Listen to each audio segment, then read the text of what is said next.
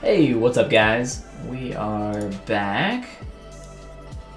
I'm just checking to make sure that my stream is working. I decided to try out Restream once again. It's been a while since I've used it on my personal stream, so I'm just looking to make sure it's all set up. Hey Katie, how you doing? Things are going great with me. Just got all my hairs cut. We were streaming this morning, and now we're back. I saw that you shared my stream in the Discord, so I appreciate that. There we go. Cool. And I have the chat. Wow, I have the chat over here. Now that I'm using Restream, I can show up over here as well. Yeah, so I made a list of stuff that we're going to look at on this, this good old Goobert, and go from there. And I'll talk a little bit about those as I do them all. Alright. Make sure I have everything here set up in ZBrush. I think we're good. I didn't close this since the last setup we did. I have the wax preview on right now. I'm actually going to turn that off. It's kind of messing with my eyes a little bit. I'm not a huge fan of keeping that on while sculpting too often. Just kind of hurts my eyes after a little bit. Katie's been working on a new base mesh, moving from your older style and went a lot on texturing instead of sculpting. Makes sense. So you're making a new base mesh for your new projects moving forward. That sounds like fun. It's always, or at least I think it's fun, making something that is going to help you out a lot later on. That feels like good work, because it's just, yeah, this will help me later. That's always a good feeling to me. Or at least you think it will help you later. Sometimes it's not always the case. What are we doing here? So on my list, we got a bunch of stuff.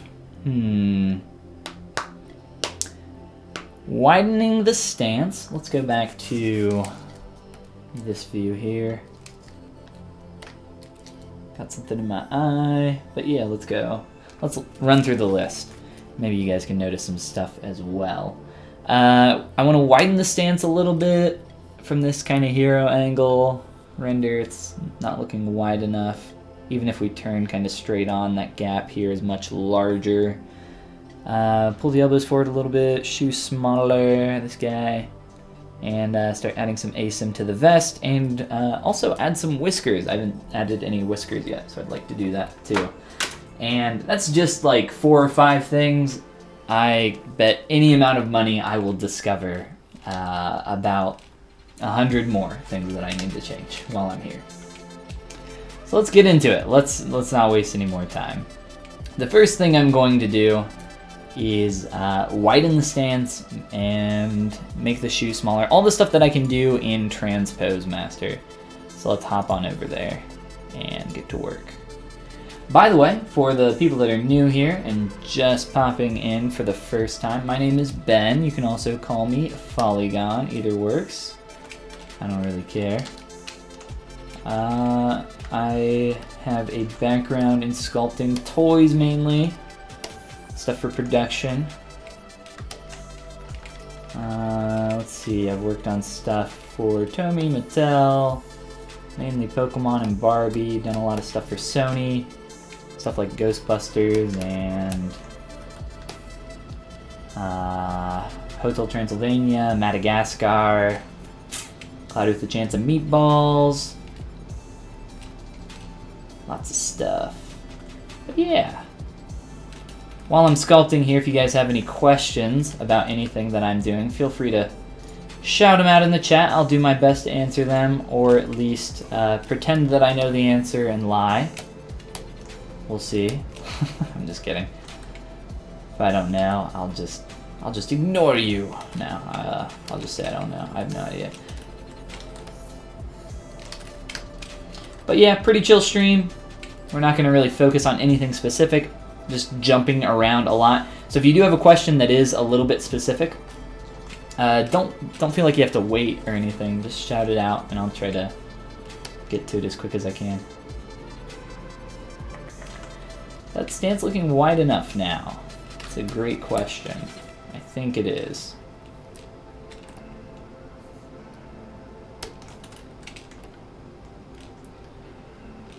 Got some interpolation between our geometry that I want to avoid, and I also want to make room for these sleeves. I might be squishing them down. I think they're still symmetrical. I'm not completely sure. I'll keep symmetry on for now. Daniel Norton, what's going on, man? How do you get a job as a toy sculptor? You apply. You reach out to as many people as you can. Angry Monday saying, ignore me. I would never ignore you, Angry Monday. What's your first message? Welcome. Welcome to the chat. Welcome to the stream, rather. It's not even Monday. I don't even know what you're doing. Just change your name. How hard would it be to just change your username every day of the week? Probably pretty tough, pretty annoying. Might make you angry. I lurk a lot.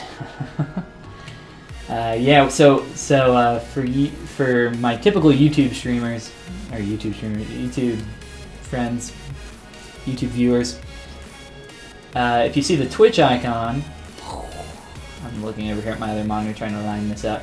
The Twitch icon, so I'm using Restream right now. I haven't used it in a really long time. Normally I just stream on YouTube, but I thought, hey, why not? Let's try to stream to our Twitch as well. Try it out. Daniel, what kind of stuff should you make to get a job as a toy sculptor? You should make toys. You should sculpt toys. Depends where you want to work, man. Depends what you want to be working on. I would try to tailor your portfolio as, well, you know, there's two ways you can go about it. You can try to be really general and try to hit as many marks as you can. Or if you see an opportunity somewhere, you can try to, or even if you don't see an opportunity somewhere, you can try to deliberately aim for that position, that style of work. Let's say Blizzard, for instance. If you really want to work on making collectibles for Blizzard, one, you better have a lot of experience, but two, you should probably do a lot of stuff in the Blizzard art style. They have a really distinct art style. Let's say like the World of Warcraft art style. It's like really distinct, hand-painted textures, and you have some guides that you can follow. There's tons of, you know, in-game art, images that you can find online, collectibles that have already been produced. So you have the bar to meet already. You just have to be able to meet that bar. If not meet it, then do better. But yeah, I think it's always, you know, there's no like secret answer. It's just find out what you want to do and then do it.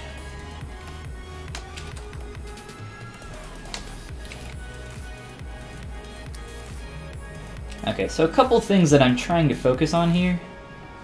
I'm trying to keep that silhouette line. If we look at starting here down at the shoe, we got this cool S-curve. That's beautiful. That's beautiful, Goof. I want to try to keep that in. And I thought by moving that leg out more, that would help with that. Doesn't seem like that's the case, though.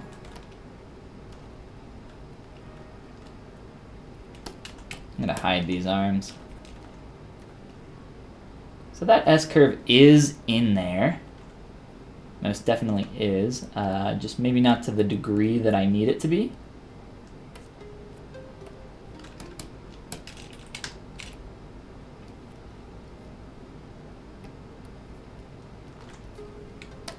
I have an angle here saved as well. Move your daggum foot. Oh, I need to make that smaller as well. That's also on my list. Let's do that next. So a little bit more asim here and there. let's look at this foot. I'm gonna turn on double as well. Just make sure we don't have anything that we don't want. Let's see. All right, just grab our scale tool. And I'd actually like to scale from about that point there. Just make sure we're doing this crap. Just make sure we're doing this correctly, and then I immediately screwed up. There we go. So a little bit smaller. Let's go here and try to hit this correct angle.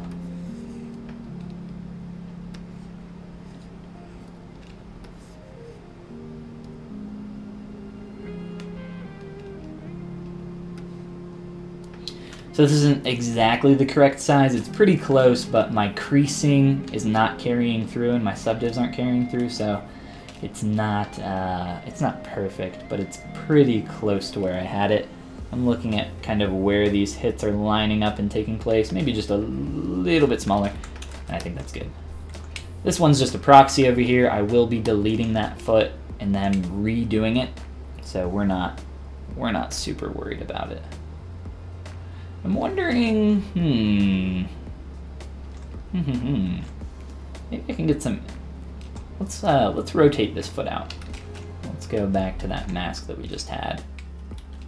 Same vert that we'll rotate from. And let's get that off of the X symmetry plane there. Get that flowing in line with the leg, and then I can adjust the angle of the pants here at the bottom, which shouldn't be too hard. I say now. We'll see.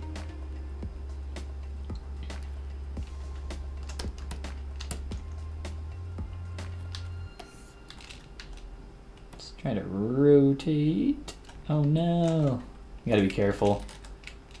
You don't have anything accidentally masked or unmasked in certain areas. It's really easy for that to happen. So our edge is kind of freaking out here. We're getting pretty uneven in some of this stuff. Kind of want to avoid that. Instead of bringing that side down, let's just bring the other side up a little bit. Maybe a combination of the two. We'll get there. We'll figure it out. Just only started recently using polygroups properly in your workflow. Yeah, polygroups are awesome. I'm actually, these polygroups, the way these are set up,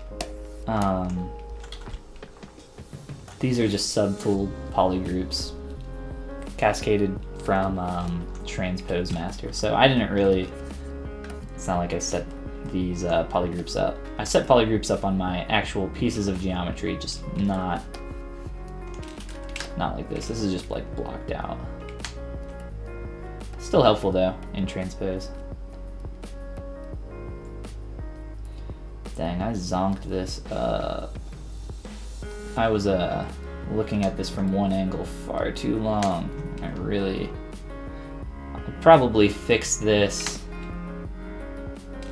back in the subtools. It'll be a little bit easier to work on that.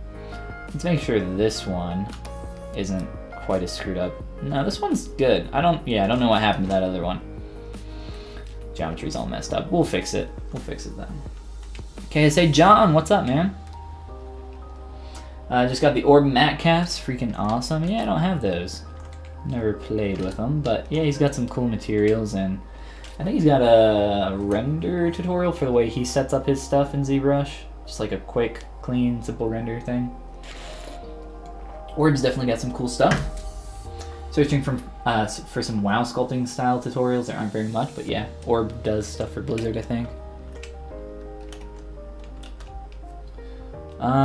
What else? What else did we have on this list before I get too far away from this? widen the stance, fix the shoe foot thing, elbows, blah blah blah. Vest.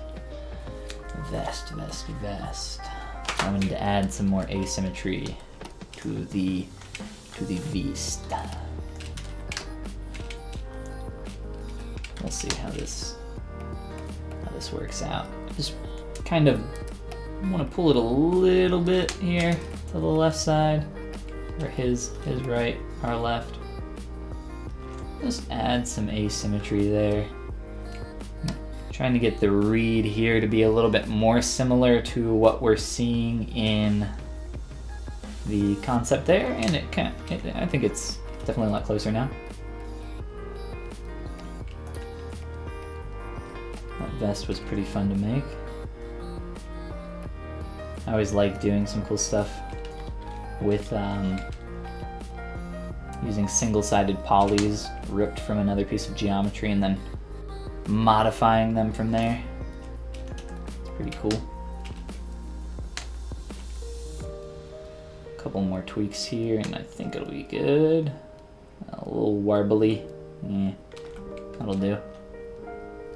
We'll continue to mess with that a little bit here and there, but let's see here. Make some armor tutorials. Yeah, I wouldn't mind doing some armor stuff. If I find a character that I really like or want to sculpt or do something with armor, I would be down.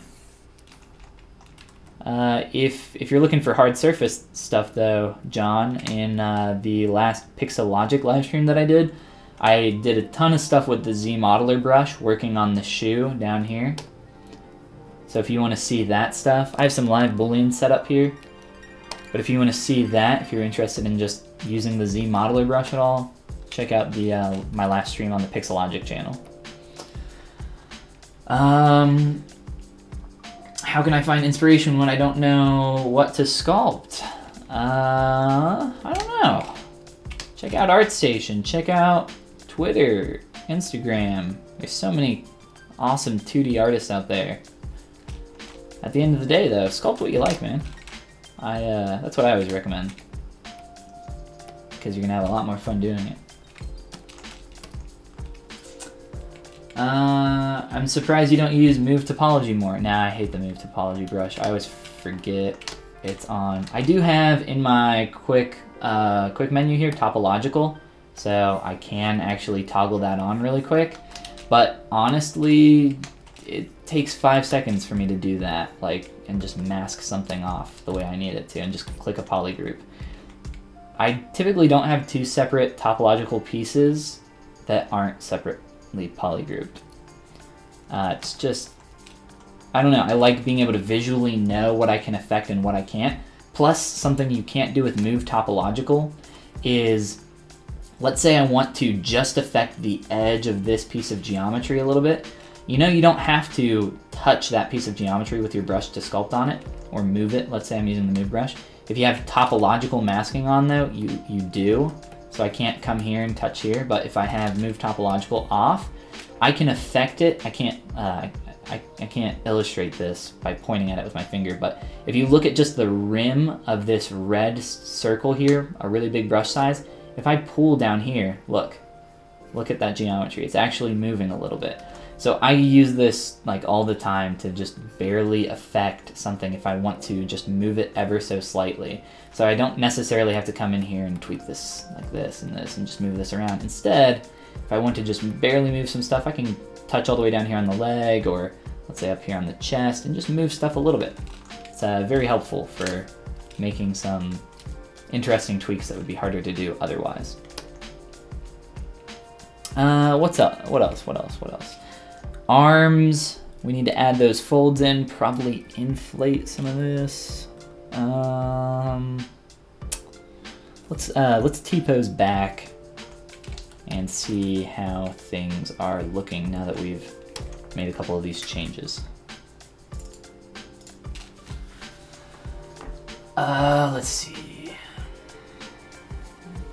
Consider making WoW style sculpting? Are you saying I should consider? Or are you considering? I think you should definitely try it out. If you're saying I should, I have something somewhat similar. I haven't talked here. There it is. This character right here that I did for my recent appealing female face tutorial, which is on my Gumroad, link in the description. That's like a kind of a WoW style character. So if you're interested in trying to hit that style and appeal, that might be something that works for you. But I'll let you decide that.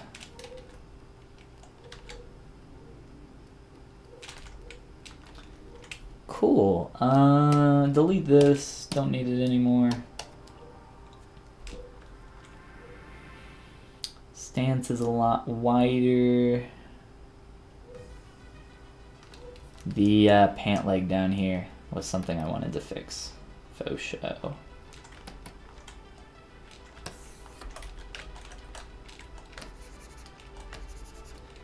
I'm just squishing this in because I don't want it to pop out. And it doesn't matter. It's not going to be seen. So this is supposed to represent a little bit of a rolled up kind of pant leg. Let's delete. These edges are just all over the place. Let's delete some. Like I said, this one up here is not bad, actually. This one that's kind of being more finicky than I want it to. Oh man, this is so... What happened? So warbly.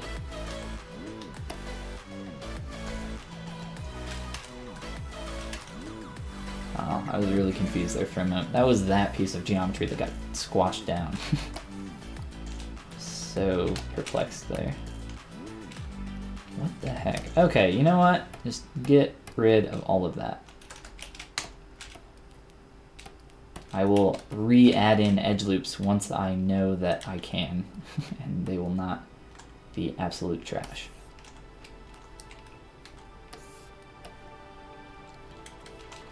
Let's try to straighten this as well. It's like really twisted.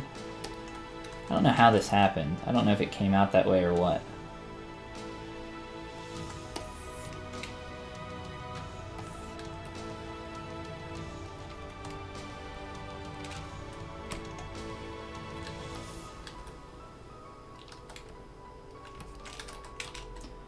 Alright, now I can re-add in some edge loops a little bit more confidently. Wow, some of that's... It's just uneven, I guess. Guess it's not a huge deal. It's also getting way too thick out here. I want this to... I think this is supposed to represent kind of like a rolled up pant leg or something like that. And this is like the inside, what the inside color of the jeans would be. I just don't want, I don't want this to break this silhouette too much. So we're getting a slight hit there, which I think is fine, but a little too much and it starts to look really bad.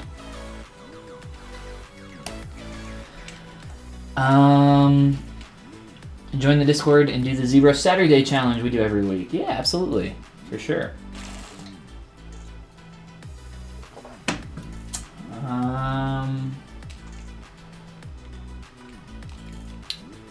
Yes, absolutely. Join the ZBrush Discord that we have. Our community, our humble community Discord.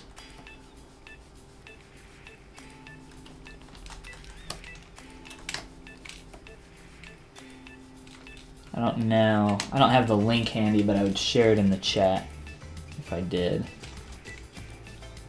Let's add in some poly loops now that this shape isn't such a big old turd.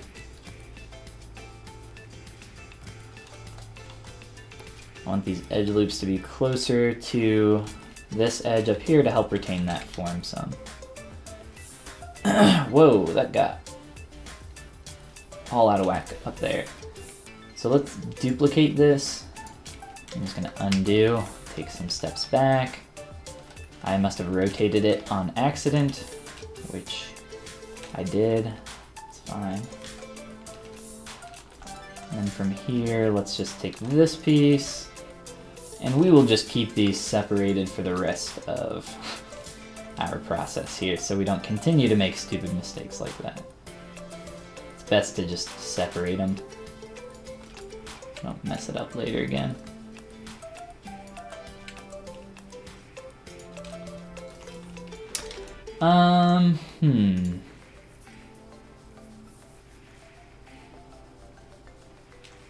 Need to go to sleep. No worries.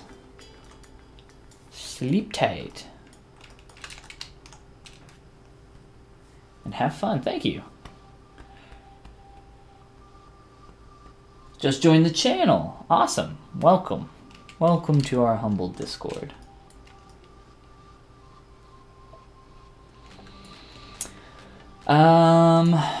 Before I move on to anything else, there's a lot of other stuff that's like really needing to get done, but wider stands, pull elbows, forward, whiskers, pull up sleeves. Okay, so let's at least add in a placeholder for the whiskers, and then we can start just widening our outlook to everything else. So the way I'm going to do the whiskers, I might just steal one of these and just reuse that. Let's see, is this low poly? It's got some subdivs in it. Let's steal that and reuse it.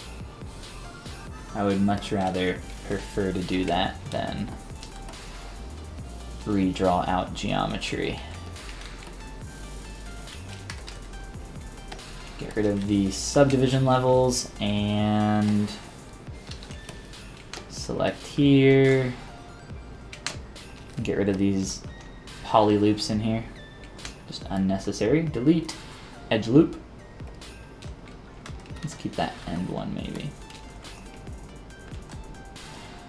And I'll just straighten these out. These look pretty straight to me. This has a little bit more curve than we would probably want. Maybe something like that. Let's try that.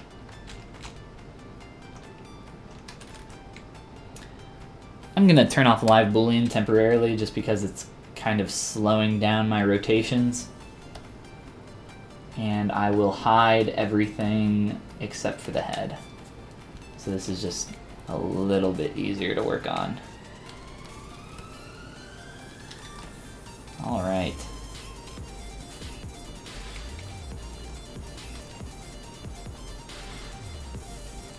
These are pretty thin. We can maybe look at our correct view to figure out length here and everything else. So maybe a little bit longer. If you were ever wanting to 3D print something like this, we could never in a million years 3D print these. Not at this thickness. Definitely have to thicken these up quite a bit.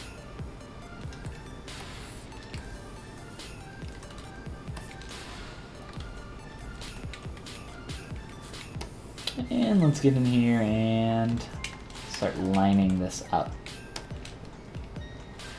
So I at first just want to figure out the basic silhouette here. Positional silhouette.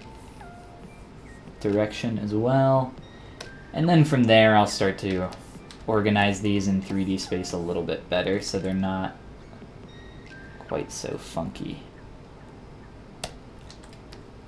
I'm just duplicating those and reapplying them onto my surface here. Nothing crazy. Okay. So I think that's good. Let's go back through and maybe add a little bit of some asymmetry here. Make sure that they're not lining up super perfectly in a straight line. It looks a little awkward, right? So let's avoid that. Move this back in 3D space a little bit, and maybe we'll try moving that one forward. So something like that. I think that's fine. And then we can worry about the other side.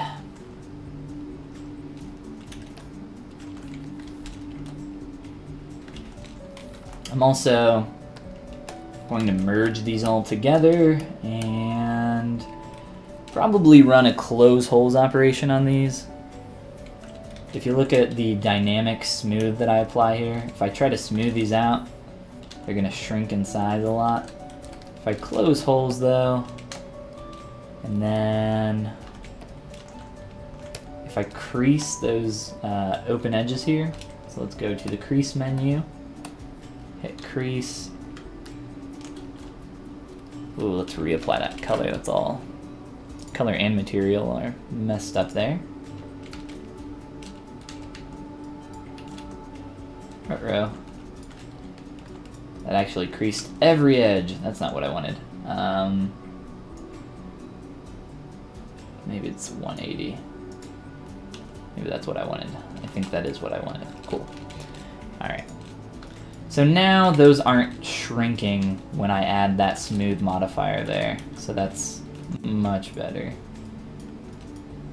And then I can just duplicate, mirror these over to the other side, do some little bit of tweaking.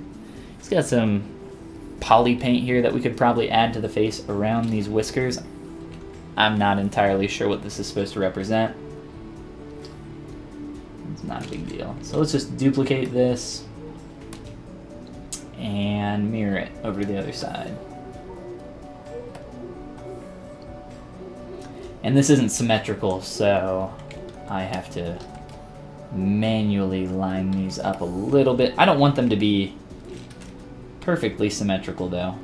I want to add in some asymmetry here and there. Whoops, but I want the same basic feel. So, whew, doggies, calm down. I am surrounded by dogs on all sides. I don't personally own a dog. I wish I did. But my neighbor's dogs are still a wee bit loud. Alright, so let's add some asym here. I'm just masking these off with my mask lasso and just trying to make them different enough from the other side. I don't want those to overlap from any silhouette perspective.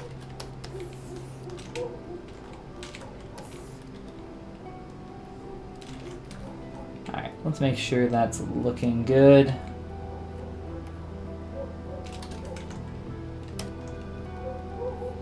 And we can even merge these together just so they're all in one group here. All in one subtool, I should say. And I think I have... Let's do that for the hair on top of the head as well. I have some subdivs on those. It actually turned out pretty well. So let's merge all these together.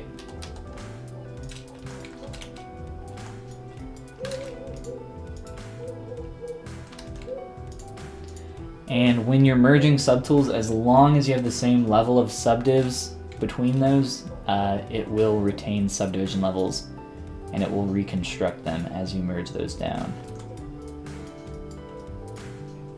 Cool. Now we have some whiskeys. The hat is kind of going into the head right now. This is something I wanted to mess with later. I just never had time. So I think we should have that interact a little bit better. So I'll show you guys a little trick here. This is something I like to do a lot.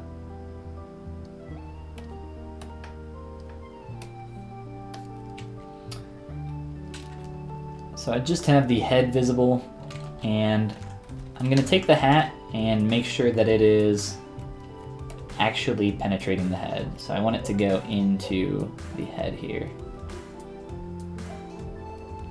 Just like that.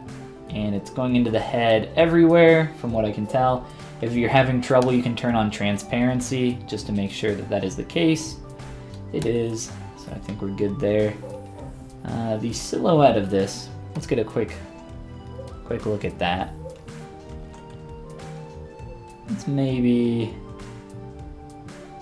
can I shrink that in a tad. I'm going to shrink this in just a little bit here. And go from there. Just because this curve here looks a little stronger to me than what I currently have.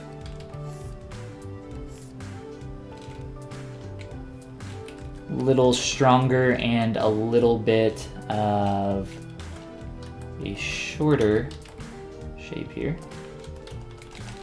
Something maybe a little bit closer to that. Actually, as we turn, can I make that even more thin? I think so. And I might move these down a little bit. Let's see. Let's merge some stuff here just to make this a little bit easier.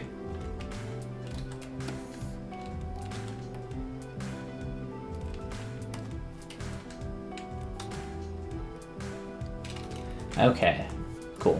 Now for the trick, right? The moment you've all been waiting for. I know, incredibly interesting.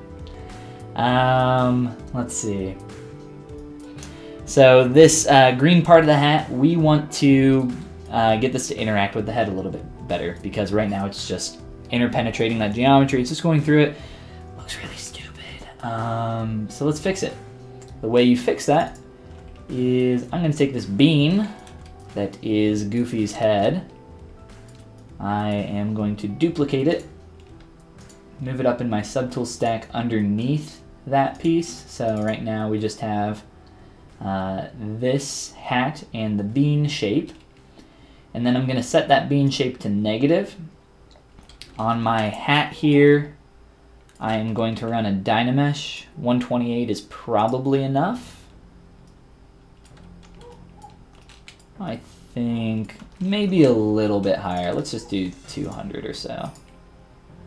That's fine. That'll retain that shape nicely. And then from there, we can probably turn off polypaint on this. Just make it green. And we'll turn off polypaint on this as well. I'm going to merge these together, and because this is set to negative, you'll see that this is now white, or it would be white if I had this set to white. So that poly group is white, and that essentially means in this case that the next time I Dynamesh, it's going to subtract that bean shape from the top portion of that hat. Sebastian, what's going on, man? Long time no see. So now that that is subtracted, I can turn that other bean shape back on. Now I can come through here and essentially just smooth this out a little bit. And that'll start to have a little bit of a subduction under there. We'll start to get a nice shadow. It'll look more like the hat is sitting on top of Goofy's head instead of going through it like it was before. So that's the way I like to do that kind of thing. And now with a little bit of cleanup, we can make that look even better. So I think I'll just take some time and use my move brush and smooth and a couple other things to clean this up.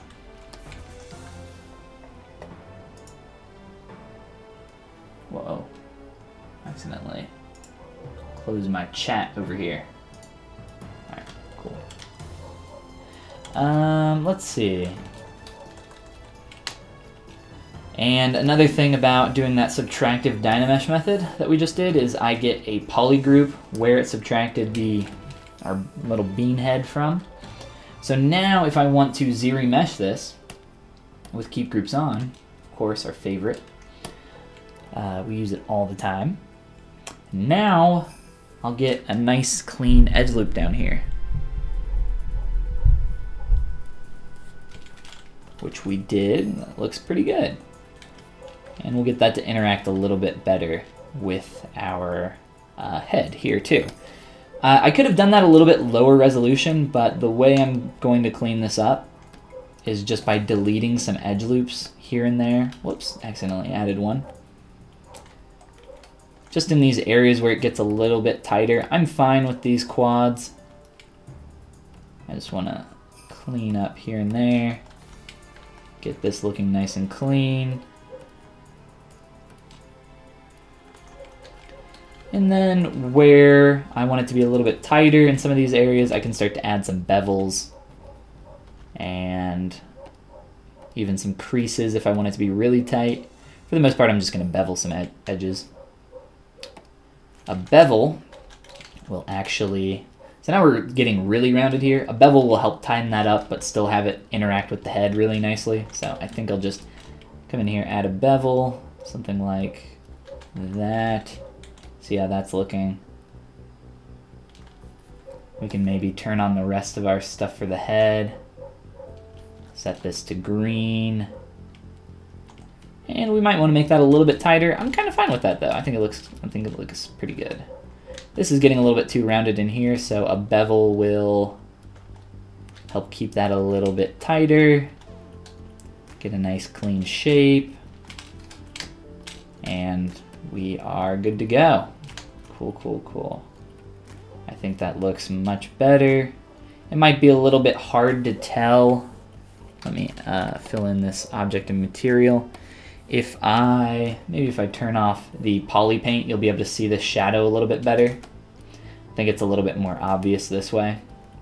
Poly paint tends to hide your mistakes, and some of the good forms that you try to create, so turning that off on occasion can be a little bit helpful.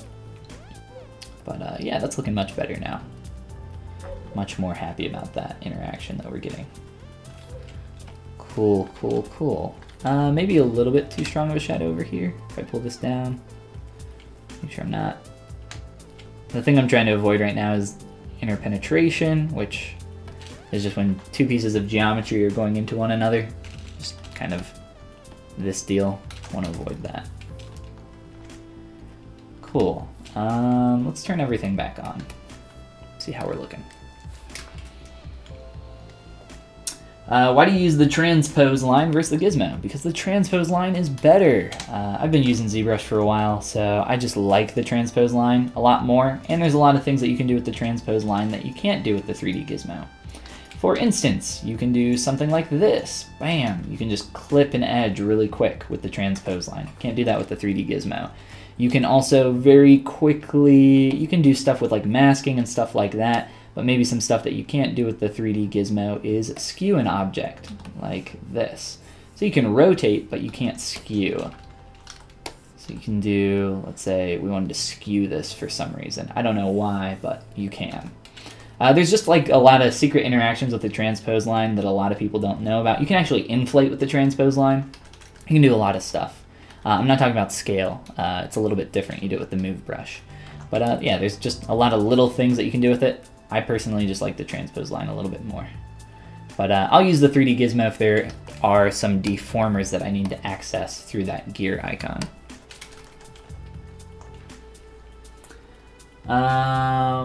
Dang, your work is tight and so clean. Thank you, Kenny, and welcome to the stream. I appreciate it. Yeah, you know, I really try to focus on that. For someone that works on toys, that's definitely extremely important. Okay, so I took care of everything that was on our list, at least in some respect, but now we can start focusing in general on all the things that are going to be sticking out to us. And there is a lot of stuff. I don't have any subdivs in the vest or the sleeves. Those have been neglected, I think, long enough. So let's take some time and play with those some as I tweak this just a little bit. Make sure that edge is looking good.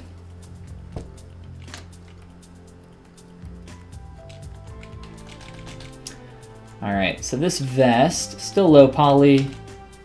Let's look at adding some creases in here. I'm gonna use the crease menu once again. Just come down here, crease, make sure my crease tolerance is all the way up at 180. So I'm only creasing that edge that I had hidden, and I'll do the same thing. What just happened? I'll do the same thing here. Whoops. And now we're getting a nice creased edge. I could also bevel that. Might be a better idea to bevel so it's not such a hard edge. I've been kind of doing that for everything because I don't want any hard edges anywhere on this character. So I think we'll do that instead. That's my bad. That'll take 2 seconds as well.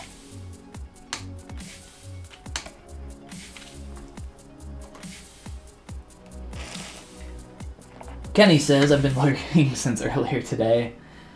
Came from the ZBrush stream yesterday. Yeah, yesterday I streamed on the Pixelogic channel. So, yeah, I stream on there on Tuesdays. The schedule, the time might be changing for next month, so I'm not quite sure yet, but we'll see. But yeah, welcome, Kenny. Glad to have you here, man. So some of the things that I'm looking at in the vest specifically, looking proportionally at some of these areas, so I feel like this is a little bit too thick on our character. It could just be pushed a little bit too far, but I think maybe I can just widen this gap a little bit in general so we can play with our masking and it's probably easier. Probably just run a mask down here, something like that, and then soften it. And then I would maybe try using a really large move brush at first. I might just use my transpose tool though. Quick save, thank you.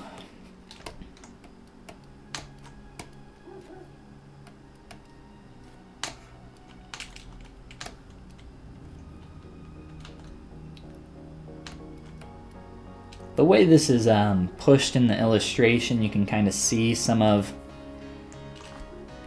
It's drawn from this kind of like somewhere between a 3/4 and a side view, side perspective, but then a lot of his stuff, his like face and his chest are like pushed forward towards the camera, kind of warping them a little bit, which obviously isn't possible in 3D. So we have to figure out where to kind of make a sacrifice in that area. This shape is just very, very wrong here at the lower portion of the shirt. I was mainly just trying to get this shape first, which I basically have now, but that needs some TLC. I think this is maybe starting to get pushed a little bit too far. So I'm just gonna make an executive decision that's just warped too far in the 2D illustration, and I will have to make this a little bit more even, I think.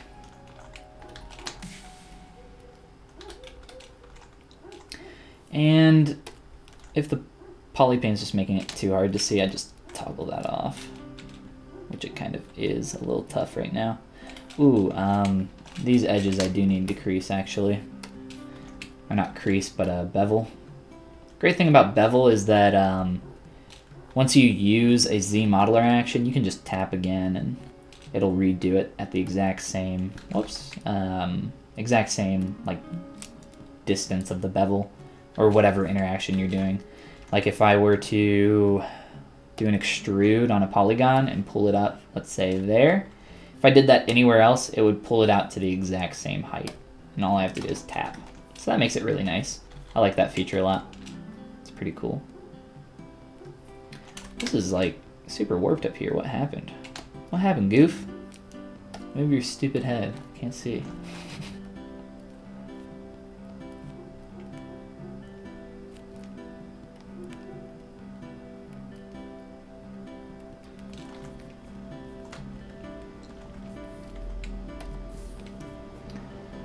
We'll turn the poly paint back on here for the vest. There we go. So let's focus on the sleeves and this area, which has been more than a little troublesome. Let's see what we can do. I guess let's go back to T-pose really quick and fix this, and then and then we can look at the sleeves.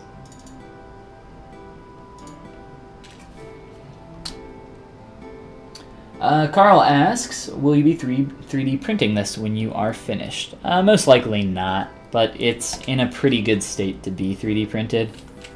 There would be very little work that would need to be done for it to be 3D printed. Right now, the way I have it set up, it's about like 2.8. It's a little under 3 inches tall, right around there. Ooh, you know what? Actually, I want to see something. I just noticed something. It's about a little under 3 inches tall. I really wouldn't have to change the thickness on anything other than the neck to make this 3D printable. And get rid of the whiskers. Obviously, the whiskers are way too thin. You can never print those. So other than that, it's pretty much ready to go.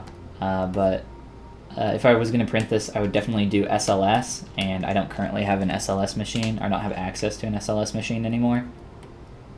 I could print it online through like Shapeways or something, but it would be ungodly expensive, and I'm good.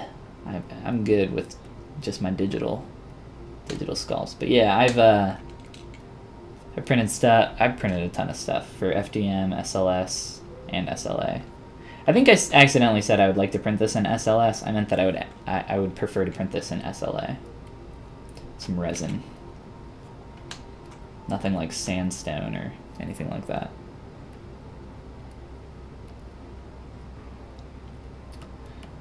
This just got a little bit away from me in this area here, so I'm just trying to thin that out quite a bit. It's just way too thick. The pants are also getting in the way. So let's see here. Can I, should I? I should. I will be scaling that in, just to avoid it interpenetrating. Yeah, that looks better. Okay, and then on this,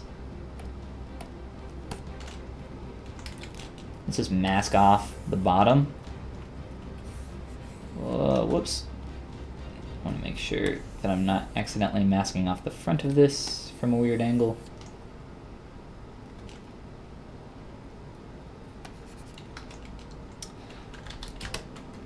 And there we go. Get a little bit confused on how I need to flip my masks before I unhide everything and then reflip it.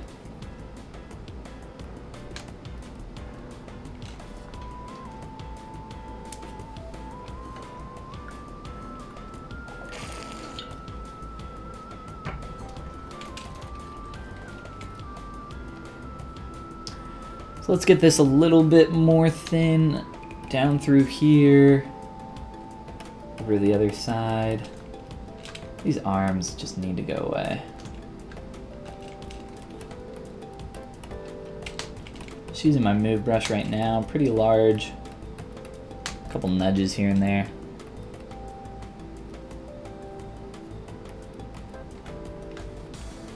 I need to focus on just the proportions of these folds. This one major fold here. Almost feels like it's tucking up under the vest here a little bit. So I think what I'll do is pull the vest down just a tad in the back, and then pull this up in the back as well. Come on, there we go.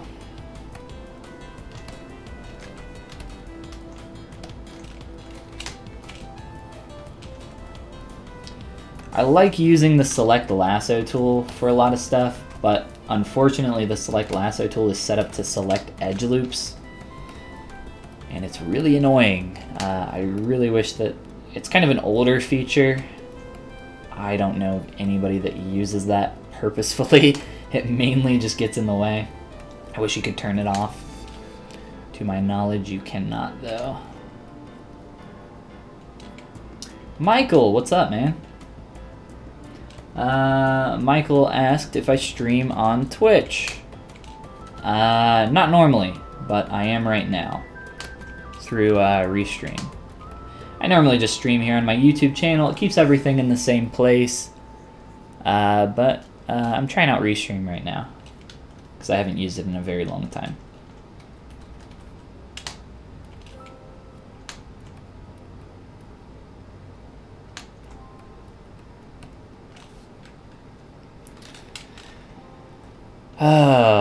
Alright, I think that is looking a lot better proportionally.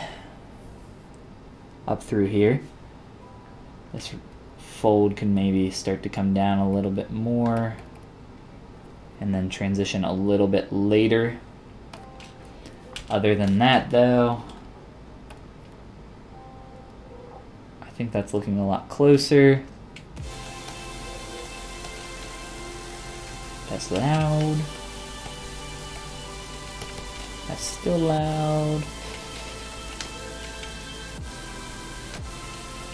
The main thing I want to focus on is just making sure that there's enough room for these sleeves to fit in here. I haven't really looked at the sleeves in a very long time though, so I think it's time to do that. And that will inform a lot of our decision making around this area as well. So let's do that next. Let's hop back into transpose and T-pose our subtools. Yeah, this got all out of whack. I don't know what happened here.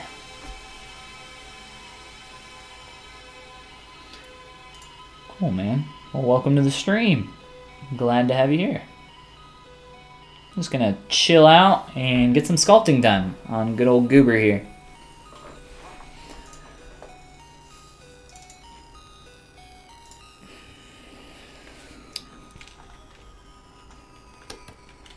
Kind of want to get rid of my subdivs here. Things got just a little wonky here, unfortunately. It's a lot of moving around and tweaking.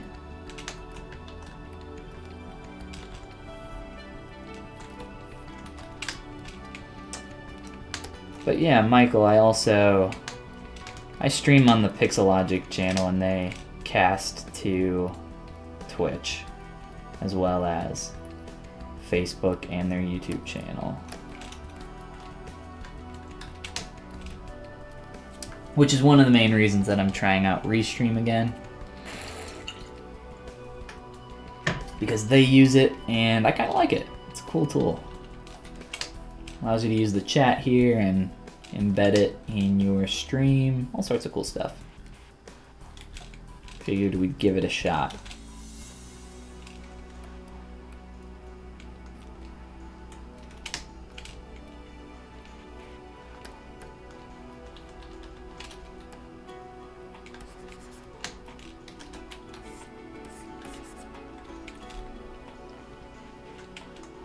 You saw yesterday, that's right, that's right.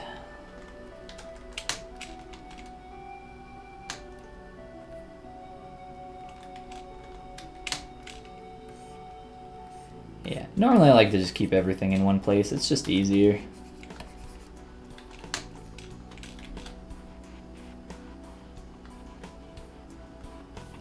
But yeah, we've done a ton more since yesterday for those that were joining us on the Pixelogic channel, the Pixelogic ZBrush channel yesterday. I think we were just kind of beginning to start with a lot of this stuff in the body. We're definitely a lot closer now. I'm a lot happier with a lot of this. Still lots of changes that need to be made though. There's always more we can do.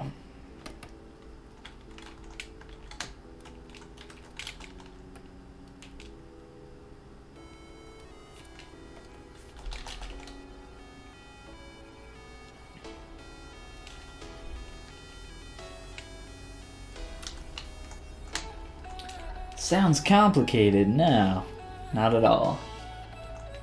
It's not. It really isn't. Alright, I'm just going to turn off symmetry on these sleeves / arms. it'll be easier to tweak these.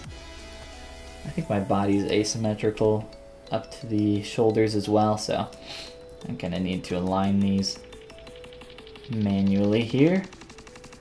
Making sure that my arms don't get too out of whack.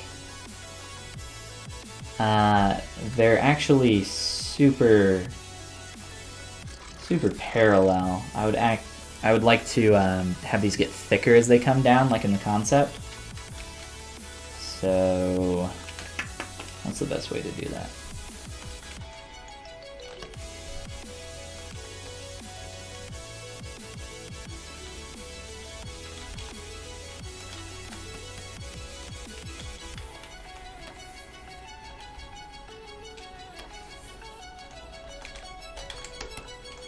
Try something like this. Try to set up a little bit of a creative mask and then scale.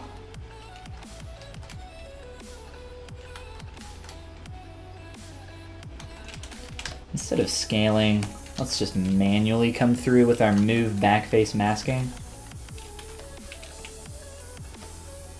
And manually add some additional volume around these areas.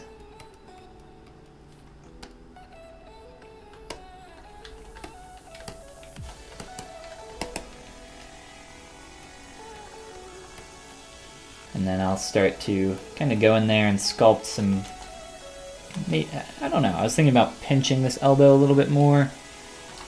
Let's continue to mess with some other stuff and we'll see how much we want to do there. I think maybe these could be inflated a little bit overall. Let's do a little bit of that and then think about adding in some folds here.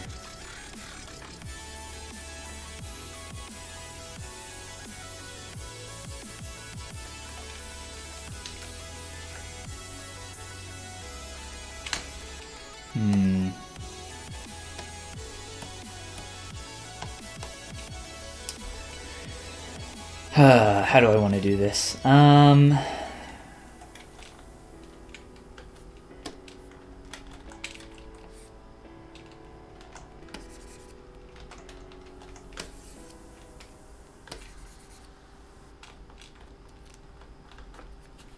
Let's see how messed up these are.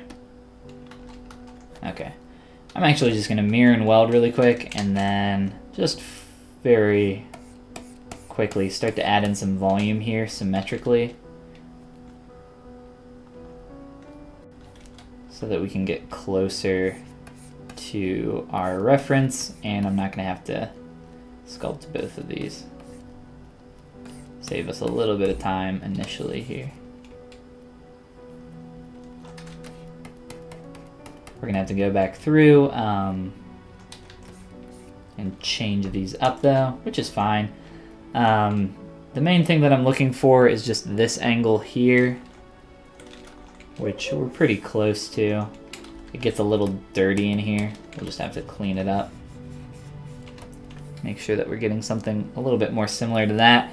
And then we can add in a fold on top of this after we get that base shape. I'll probably do some kind of hollow in here. Something to indicate that it's actually a sleeve, even though it won't really be seen. I don't know. I'll think about it.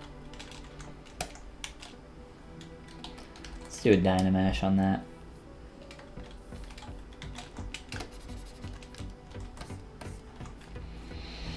And we'll continue to tweak that a little bit. I'm gonna have to merge these into the shirt up there. I can actually do some temporary merging to at least get the illusion that it's blending into that a little bit better. I'll show you guys a quick trick that I like to do.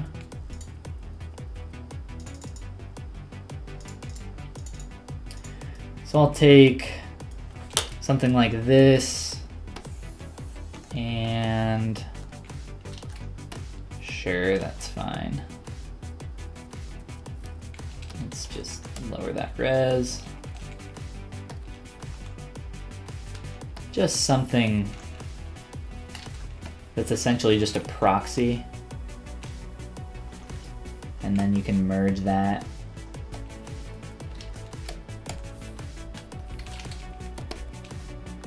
Just so you can start working on these areas where it transitions a little bit better.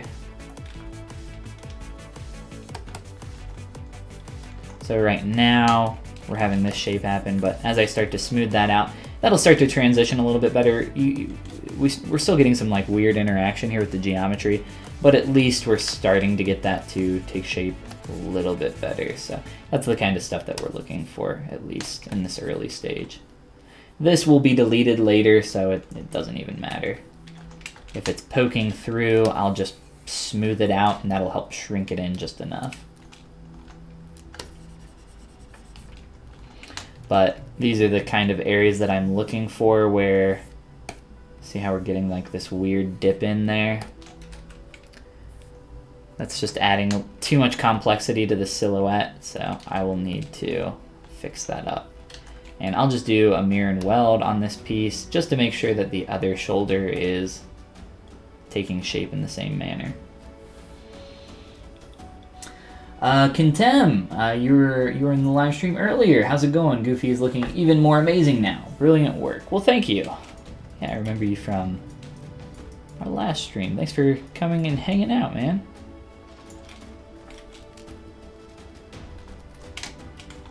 We're working on our sleeves. But yeah, for people that are just kind of popping in here, here's our good old goofer. I'm attempting to just clean up the transitional area between the body and the sleeve, and then the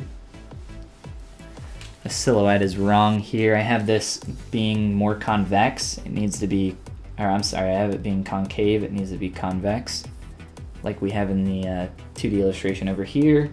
We have that going the wrong direction. And then up there, that's kind of where we're focusing right now. I'm just cleaning this area up.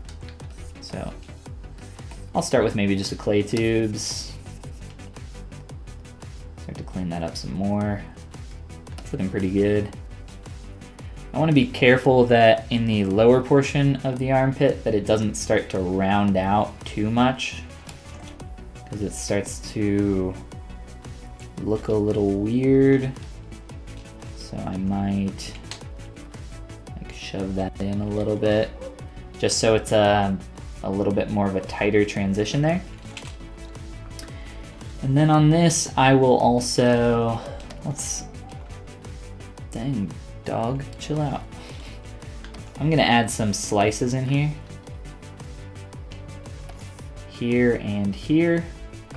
When using the slice curve brush, it is not symmetrical. So it looked like it mirrored that over to the other side. It did not. It just cut through to the other side. So I will mirror and weld that actually. And then delete, close holes, just to get that flat there. And Z-remesher, let's see. Really quick. And then we'll fix that that larger shape that we have going on here and there on the lower portion of the sleeve. Proportionally, his upper arms are like stupid long. It might just be a trick of perspective. I think maybe that's more so what's actually going on there. So I might do some tweaking to make those. I don't think it looks bad though, the way it is right now. We'll see. I might do some tweaking there.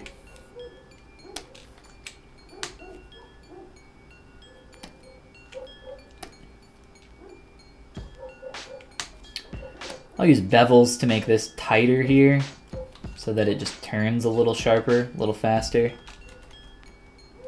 can get a little bit more of a hit there in the corner. Let's delete edge loop here. That'll look better in just a moment. Let me delete a couple more. And then take this edge loop, these two edge loops. And then again, using that transpose skew feature. Somebody was asking why I use the transpose line instead of the 3D gizmo. for stuff like that.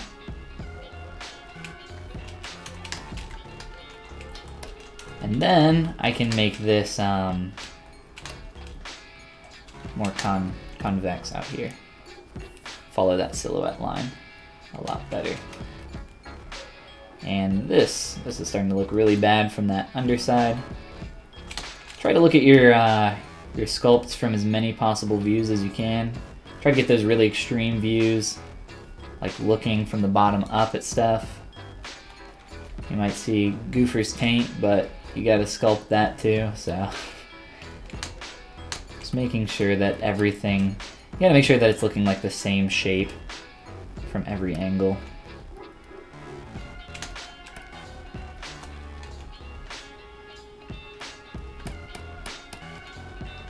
Some really light tapping with my smooth brush just to move verts back in line a little bit. And down here, I said I would maybe give this some thickness, so we can look at doing that really quick.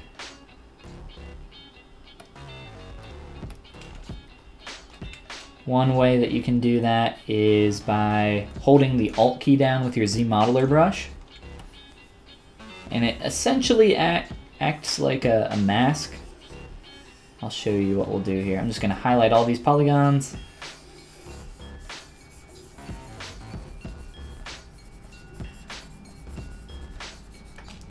And then extrude a single poly and extrude those in. Just like that. And it's actually a little bit thin right here. You can kind of see that that is almost poking through that surface. So I will mask that off and then scale that in. One thing you want to be careful of when you're working with scale with symmetry though, is that you turn on local sim. That'll make sure that it scales in evenly on both sides. If I were to turn that off and scale, it starts to pull it in towards the central axis. So that's something you need to be aware of. So just some really simple box modeling, poly modeling tips here and tricks to clean up a surface and get this ready to go. I guess some small bevels here will help retain that shape a little bit better. And then we can line that up with the pants so it looks like his hands are in his pockets. But overall, that's looking a lot more clean and a lot closer to our concept. We'll obviously have to get some folds in here and everything else, but all in due time. Cool. 1 second here. Just checking how we're doing on time. Cool. All right.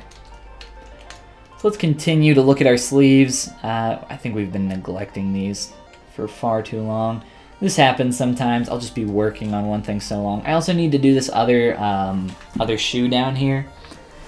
I didn't want to do it during our last stream because I spent quite a long time working on this one, just making sure it was really clean, and I didn't want to essentially repeat that and do the exact same thing for everyone, but I think it's been long enough now. I don't think everybody got to see the stream on the Pixo channel, so we'll maybe take a look at that depending on how much time we have here. Or if you guys have any specifics that you would like to see, let me know. I always say that I will answer questions to the best of my ability, and if I don't know the answer, I will at least lie and pretend that I do.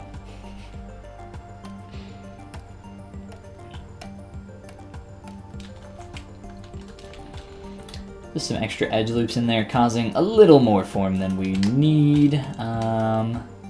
Let's move these into place. Better than what we have. That bottom edge needs to come forward quite a bit.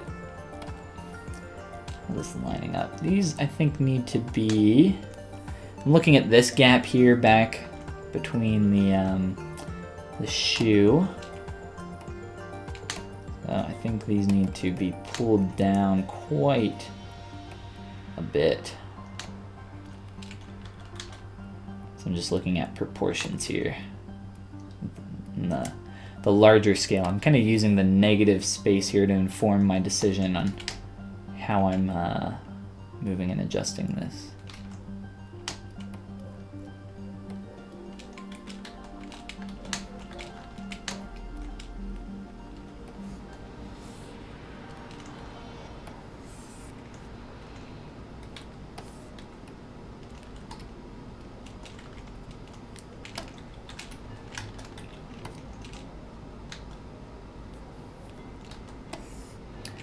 I also like to use the transpose tool to just figure out where certain stuff needs to hit a little bit better.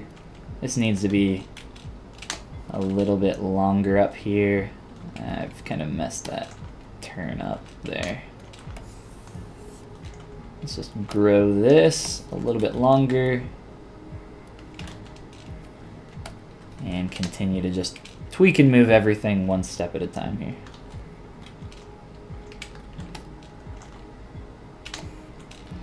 This edge loop is just kind of screwed up completely, so I'm just going to delete it and recreate it with my bevel.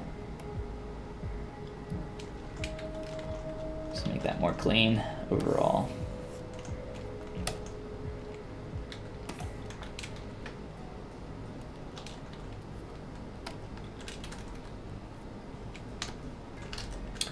Cool.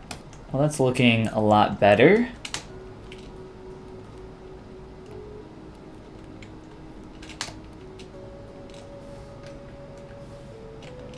Probably a little bit more work up here as that starts to taper in. Still looking very, very parallel. Not quite as bad as it was before, but I think a little bit more taper there would do it some good.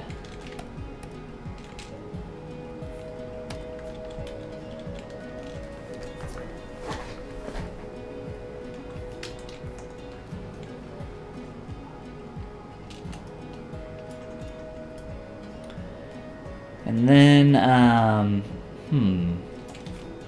needs to come up a little bit. It's a little hard to try to do some of this stuff if you're trying to come in here and move from the center of your piece. It's pretty similar to the problem that you get when you're sculpting legs.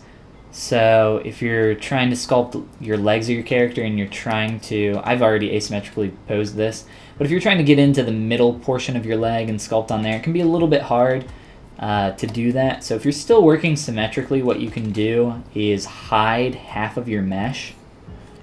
Well, turn off symmetry first. Hide half of your mesh, and then you can just work on part of it. And then later, once you're done making all those changes, you can perform a mirror and weld operation in your Modify Topology menu, mirror and weld, and then that'll reapply all those changes back to the other side of your model, and also mirror and weld these points together, which can be super helpful. So I might do that. I can actually get in here fairly well. It's not nearly as bad as I was thinking it was going to be. I'm just kind of working on making that slot into that shape that I've already created here. And then just have that wrap around the leg to an extent that I'm going to have to hide part of this. I think these are maybe a little bit more narrow as well, so we can maybe try some of that. But yeah, essentially I'm not going to sculpt any hands for him. If anything, I'll put some black geo down there so it's not visible at all. We'll see. But you can't see his hands in the concept, so I'm going to avoid them. Whoa, getting some skew up here yet again, unfortunately. Let's try to get rid of what we just did. I think it's this poly group here. Let's bevel that again. One last time here. And then I will fix that poly group. Just so I don't have to keep messing with that. So now next time I mask and move that, it's not gonna completely freak out on me. Okay, how are we looking from our hero angle? We're starting to get that negative shape a little bit better. I think we're pretty close. Once I actually, instead of having a proxy shoe in here, a proxy hot dog, I'll get a real shoe in there, get that flowing up from this angle here a lot better, and I think we'll be good. But in terms of position here, I think we're very close. If anything, maybe make this top edge a little bit more flat. So we can get that angle there.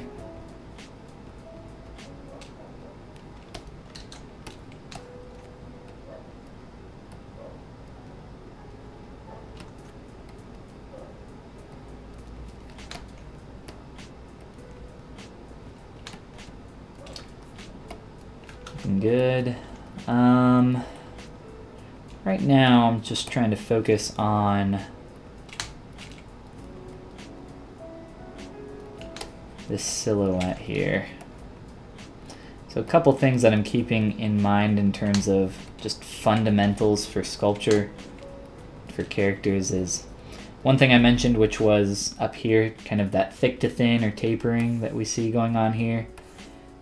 That's obvious. It's apparent here, but another thing that's apparent that we can see is we have a straight on one side of this arm, a little bit more of a straight and a little bit more of a curve on this inside arm. That's something that you'll see a lot, and it really helps kind of inform a shape and just make it more visually interesting. If it doesn't necessarily have to be straight versus a curve on your silhouette for everything, but what you do want to try to achieve is get one side to be more interesting than the other side. So in the case of this arm, this top side has a little bit more of a straight edge flow to it, and then this bottom has a little bit more of a curve. So these are some of those are just like two of the things that I'm trying to keep in mind as I rotate around my character and look at all these different areas. It's a lot. There's a lot of stuff you have to keep in mind.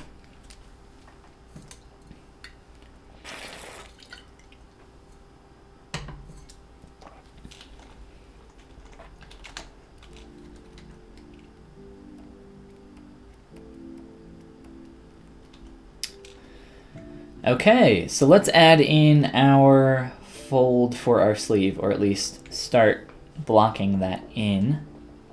Shouldn't be too hard. Let's duplicate our sleeve. I'll add in a few subdivs and then delete lower subdivs. Just makes this brush stick to the surface a little bit easier.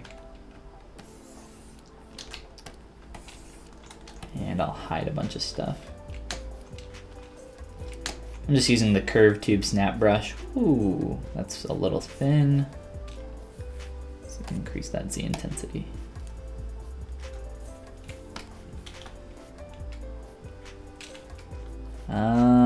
So it's actually sticking up really high there, and it's pretty narrow.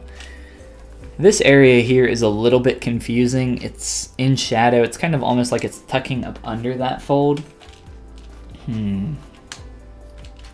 So maybe I can make that a little concave in there or something. I don't know yet. I'll have to experiment, play around with it. Let's hide everything but this area here.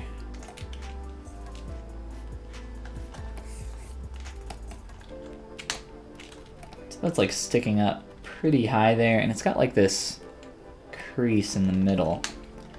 So maybe we can achieve that with an edge loop and then bevel it really tight. That wasn't tight at all. Bevel it really tight and then delete the edge loops around it like this. And it starts to get that like pinched up feel that we see there. It's kind of working. Make it taller. And just start to play with this more. Francisco, what's going on? Is your ZBrush config or UI available anywhere? I think the only place that you can get it is on my Gumroad. If you go to, there's a link down in the description, but I don't think I have it available as just like a single thing anymore. I think you can only get it in my How to ZBrush course. I'm not sure. I would look on there though. But yeah. Is there a reason, a particular reason you would want my config or UI? I only recommend, you know, trying out somebody's UI if you're really new. You know, mine's set up to my workflow. And unless you just like really like my UI or something, I don't know. I guess I would never want to use anybody else's UI, but I've been using ZBrush for a while, so I wouldn't want to switch and use somebody else's, obviously.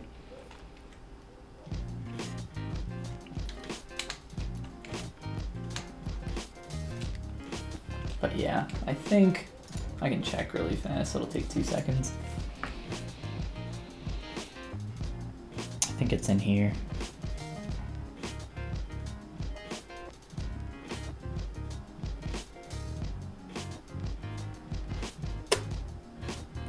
Actually, it might not even be in here. It does. Could have sworn it was. I would have to double check. I wouldn't like buy anything if that's what you really want before I double check. It does come with my materials and my brushes though.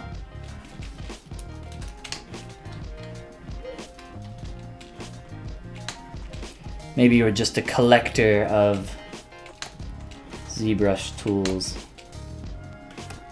Collect everyone's UI. Gotta catch them all style. Okay, so back to that fold here. That reed that I'm getting, this needs to be a lot larger. The reed that I'm getting here is that this area needs to be a little bit convex in here. Concave, man, I keep switching those two up on accident. I'll get it right one day. So I'm gonna try to do that next, probably. After I have this fold feeling like it's in the right position. We'll be able to blend these edges really nicely as well once we merge those together. So that will not be an issue at all. So come through, add some subdivs, and I'll just use my masking tools to, it's a terrible mask. Mask this way. There we go. So pull down a little bit here, or at least start to. And then maybe just kind of manually sculpt some of this. I'm going to turn off live boolean. It's causing some slowdown on my sculpt. Or something else is maybe. Just going to hide some stuff, make this a little bit easier.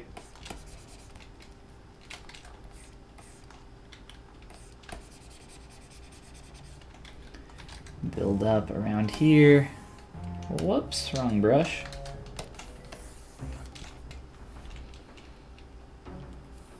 Marco, 2 streams in 1 day, that's right. Getting our goober done here. Not done, but a lot closer to done.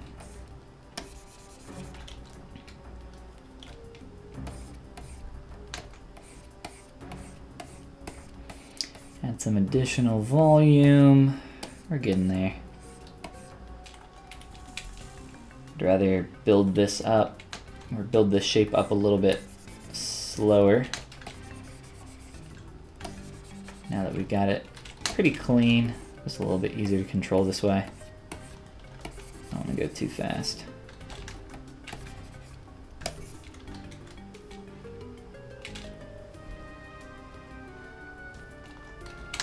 Maybe a little bit too much.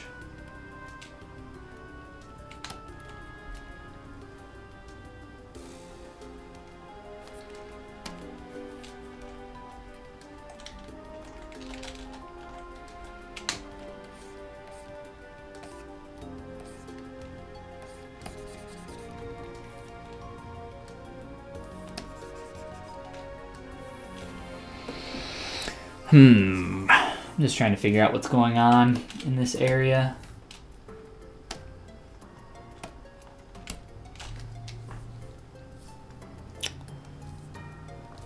Let's rotate this out towards the front view quite a bit more.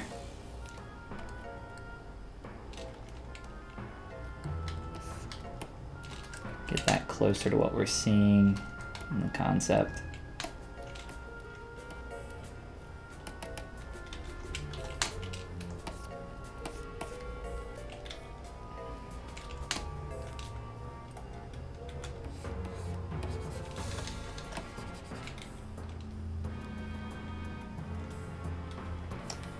I really like this curve. If I can somehow integrate that into the sculpt, that would be really cool. I really like to try to get some of those internal curves.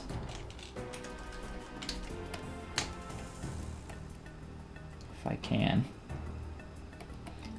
Sometimes they're not always possible, but there's some really cool stuff like up here in the face.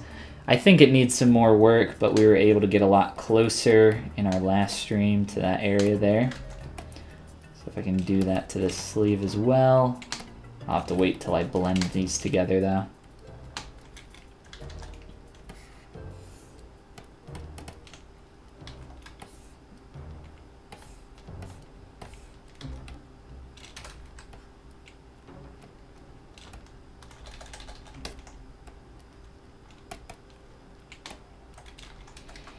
So it's kind of like depressing in around this area.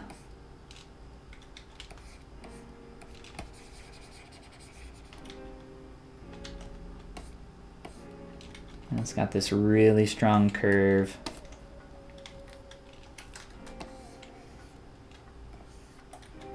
Kind of flowing up from here and into this shape. Kind of getting it a little bit. Starting to at least.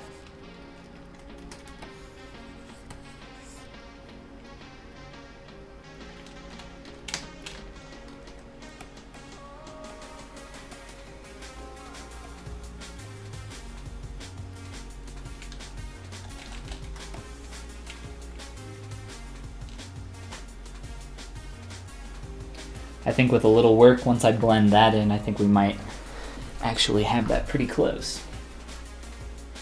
Hudman, what's going on? Only capable of reading that as Zoidberg. I almost did that out loud at work. Reading what? Reading what out loud as Zoidberg?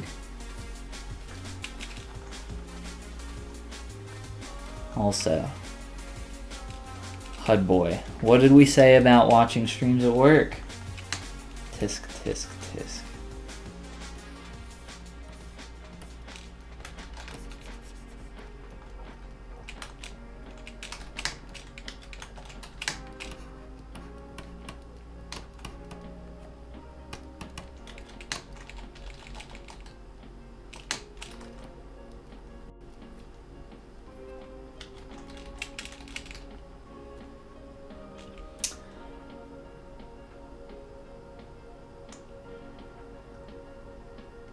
Oh, you can only read it as Zoidberg. I thought you meant... Okay, I gotcha.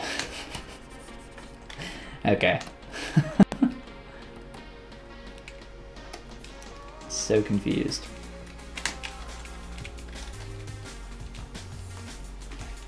I haven't seen Futurama in a very long time. I think it's completely over now though, isn't it? And the creator has a new show, I think on Netflix. I don't remember what it's called. I heard it was bad though, so I didn't check it out.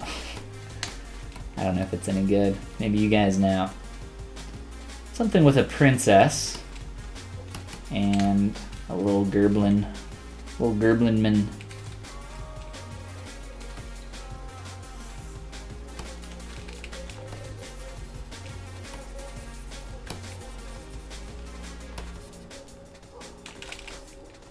Starting to get this surface to actually go the way we want, which is nice.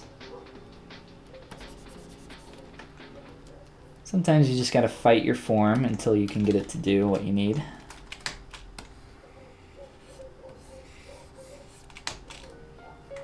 Like I said earlier though, it helps to rotate around a lot. So I can start to pull this out here. Help that read a little bit better.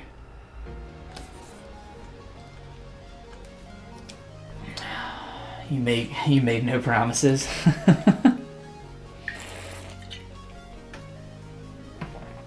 Look out behind you, it's your boss. What are you doing? What are you watching there? What are you watching there, HUD boy? Why are you watching streams of work, guy?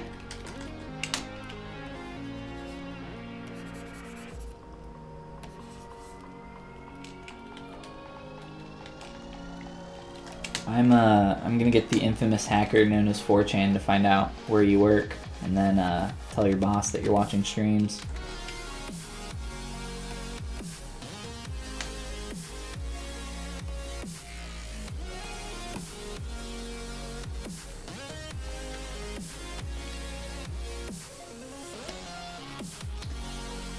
Starting to get this concave surface a little bit better. I think I would like to try to force that to turn a little bit more.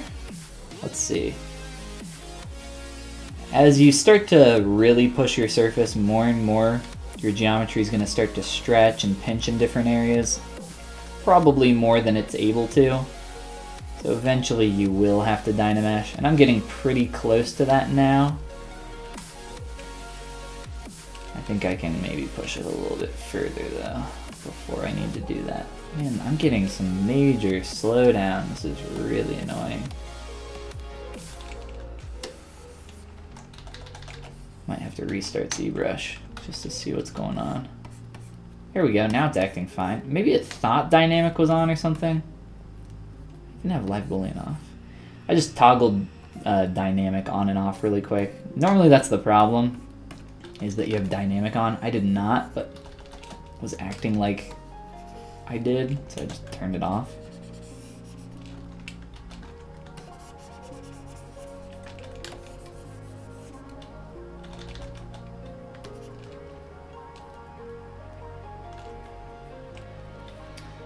All right, from here, let's merge our fold in, this piece here.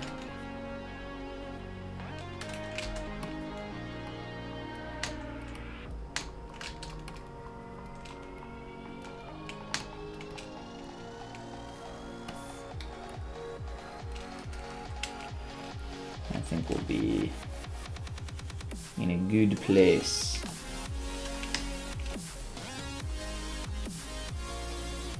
I like that you think I tried out. Yeah, they probably don't care.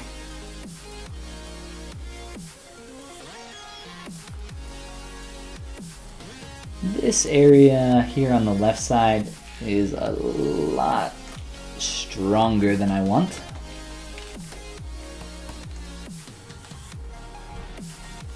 So let's maybe pull that down something like that. I think that looks good.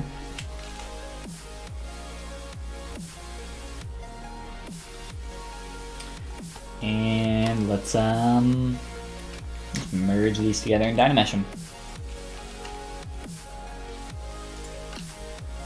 And I don't have it over on the other side. That's fine though, because I can just mirror it over there with the mirror and weld. Wow, that took a second. Let's just make sure we quick save just to make sure nothing weird happens. Local sim might have been an issue as well. I'm not sure.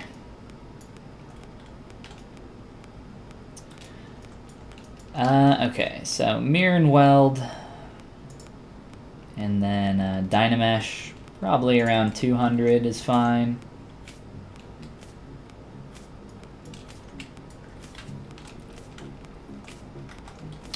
I'm gonna undo that Dynamesh and turn off my poly paint because it will not remember my polygroups, and I need it to for this. Or at least I want it to initially, and then I'll probably end up repainting them manually.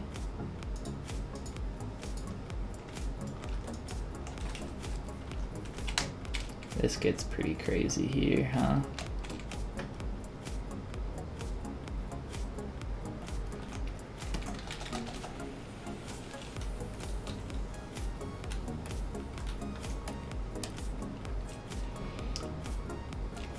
Alright, so now that will remember our polygroups, but I'm probably going to have to adjust those. We typically get some issues with that, which is fine, but at least we have these polygroups in here, which I do want to retain, or at least a couple of those I want to retain.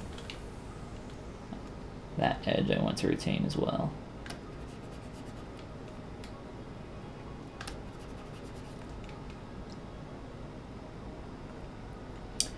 If I can get a poly loop to follow this edge, that would be amazing.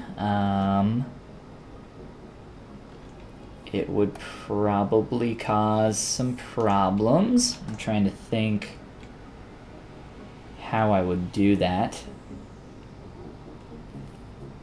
Let's see. Let's try it. Let's try to just completely screw this up.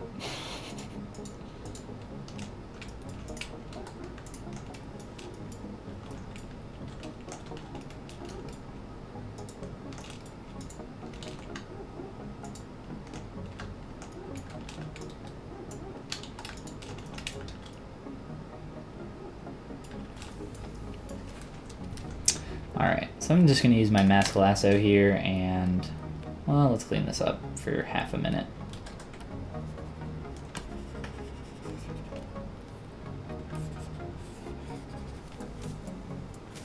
And then following this edge, you know what, maybe this won't be as bad as I thought. I got an idea. I know how we can do this.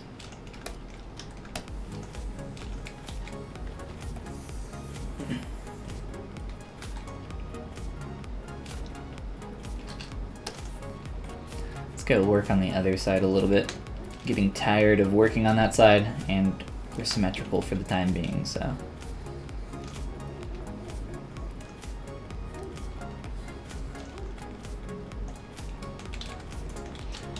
Polygroup that top, and then I'll just hide it.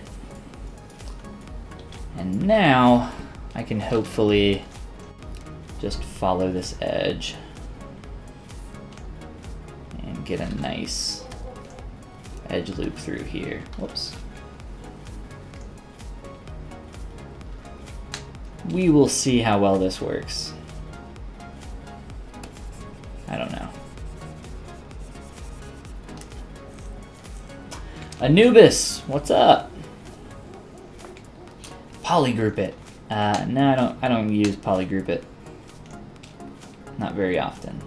Not ever. I don't understand the purposes of polygroup it, in all honesty, when I can make polygroups more efficiently and effectively right here with my masks. And it's the same thing. Polygroup it's only used when, like, if I had poly paint or something, or if I wanted to just draw a line and then have it follow that. It's fine to just do it this way, though. Let's bring this up here. Change where that edge is.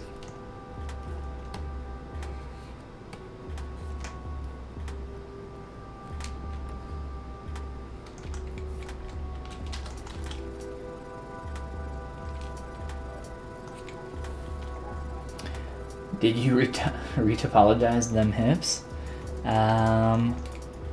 Let's see. Let's see what our booty looks like. These are a little bit more clean now. The pants, the pantalones. We're getting there. We're looking at our sleeves now. Maybe fill in. Actually, I'm not gonna apply any color there. But yeah, I think our pants are in a really good place now. It's just a matter of getting all of this stuff to interact with one another in a way that feels on IP for our little goof here. This shirt at the bottom might need to be a little wider if we look at where that elbow comes down, or that shoulder comes down, and where the hips are. Kind of looking at or how far back that shirt goes to the collar, front of the collar. You know what? Depending on what angle we're looking at this from, maybe it's not too bad, but I would probably like to flare that out in the back a little bit more. But one thing at a time, you know? Let's not try to do everything at once.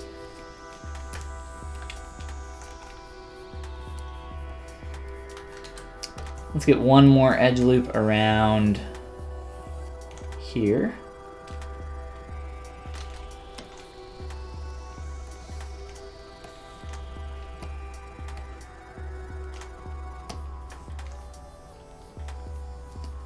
I don't know how well this is going to work in this creased area that I've made. I kind of just wanted to try it out to see what would happen. It might be super messed up, but we might be able to clean it somehow. Let's look.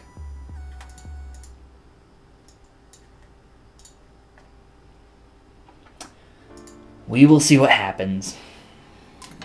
Looking good, love it, thank you.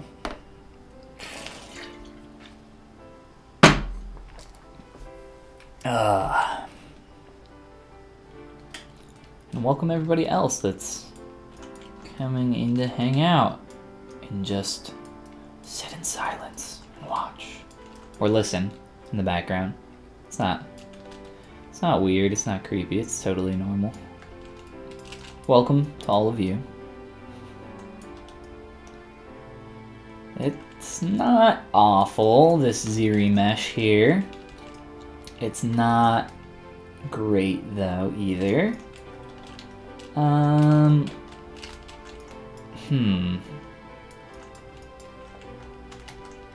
Let's try a little bit of a lower poly count, like half that.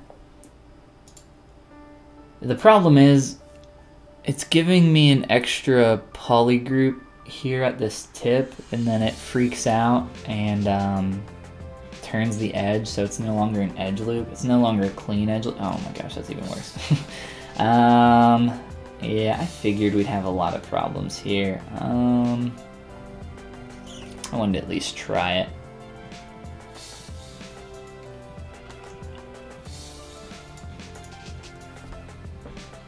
Can maybe paint that out a little bit, just so it's not quite as extreme. Essentially what poly groups do when you keep groups on in ZBrush is you're trying to get ZBrush to... Holy crap, that's awful. You're trying to get ZBrush to follow those poly group borders that you've made. And you can, you know, turn on some different stuff here to force it a little bit more, but I don't think we want to do that. Not too much.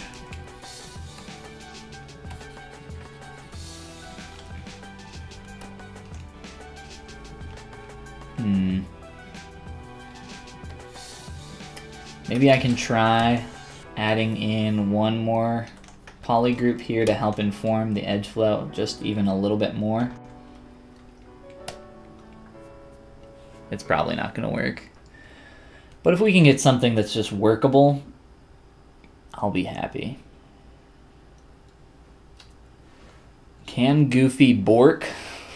Probably. He is a doge. Yeah, so this is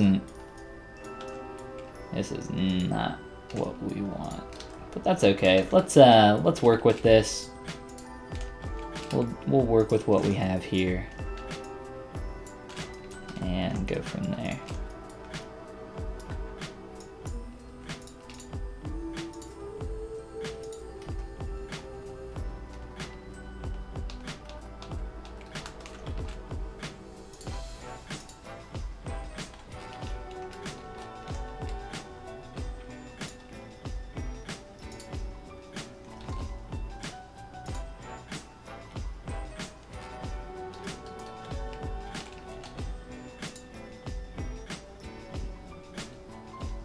I'll play with this more, and I think we'll be fine after a little bit of tweaking here manually.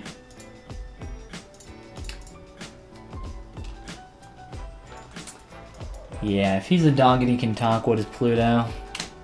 These are the kind of things that keep me awake at night. Yeah, Alt-Z Remesh is okay. It tends to be even a little bit dirtier, just because it tries really hard to keep those polygroup borders, which I don't necessarily want it to. Just trying to inform edge flow so that we can get something clean up through here. If you guys don't know, you can get a different, slightly different Z-Remesh algorithm if you hold down the Alt key while Z-Remeshing, or at least while you press the button. We can maybe try that after tweaking a little bit more here. Might as well just hand sculpt some stuff for a little bit. Start to taper some of this back into the surface. Just clean stuff up in general now that we've merged that. Plus, once we clean this, it's gonna Z-Remesh a little easier too. So let's take a minute here, and then we can definitely try that. It's a good suggestion though. Sometimes forget that that exists. Let's see. Goofy and Pluto are both doggos. If they get messy, do they make a dog baby or a human? The doggos cancel itself out. Well, Goofy's a dude, right? Goofy's a dad, and Pluto seems like a boy doggy, so I don't know how that's gonna work. I don't know if you've done the math on this one. I think you need to go back to the whiteboard, grab your dry erase, and start sketching out your numbers again. Sherlock it.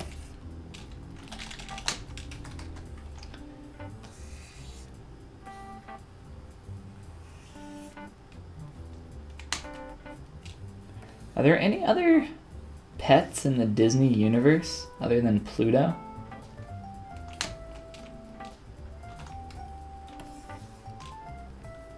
I guess there's the chameleon entangled. There's also the horse entangled. I'm sure there's a lot.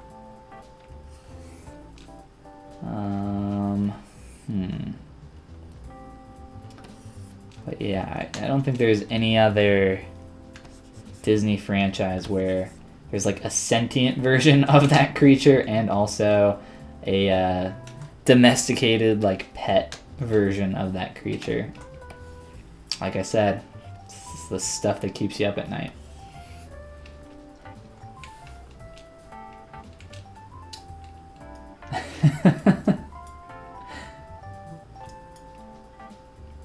It's burned into your retinas forever. Yeah, you can just bump that chat out of view, and then it's just gone. Then it's deleted. That's one way you can do it.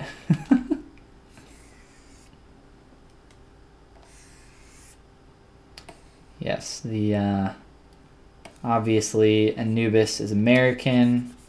because the American sex ed system is not very good. So Anubis is obviously just a big old dumb American like me.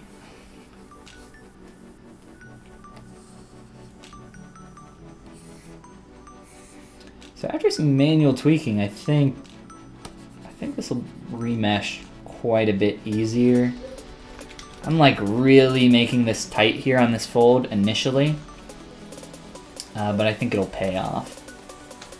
That is not the selection brush I wanted. And my lasso.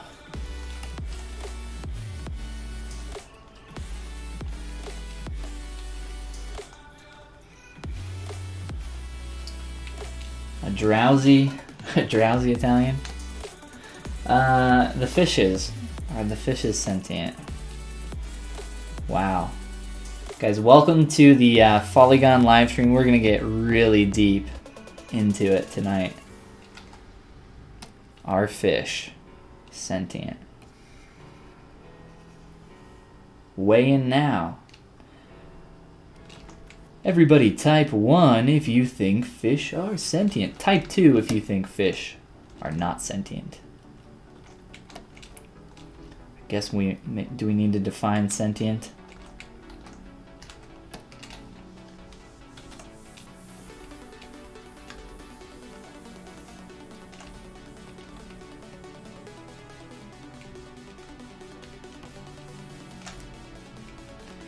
I'm trying to get at an angle where I can really push this in here.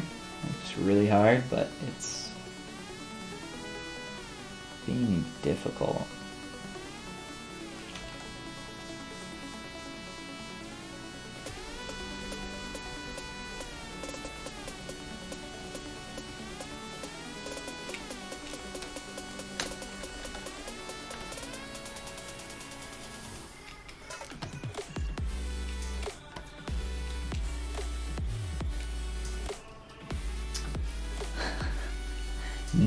Nemo or Ariel?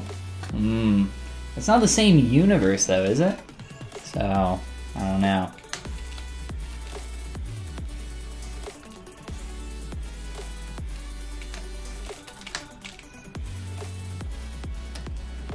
Yeah, there's some weird stuff going on up in Canada for sure.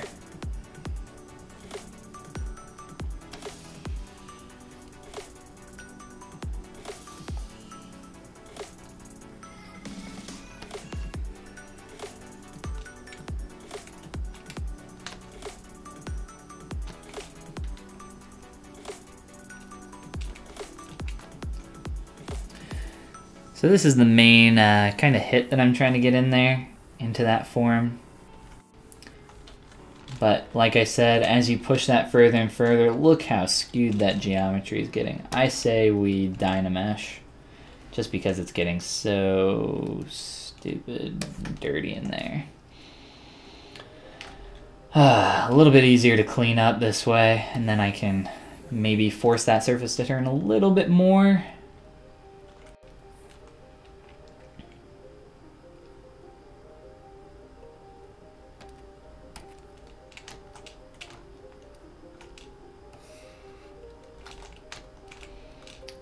Fun. I hate that lazy mouse bug. It always happens. Pulls your stroke really far off to one side. It's very annoying.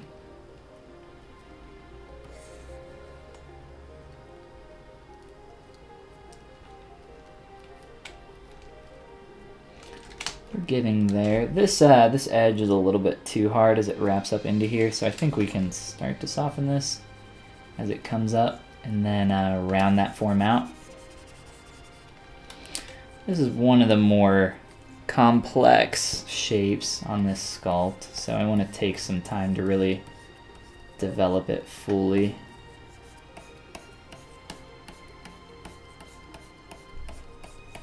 All the while talking about if fish are sentient or not.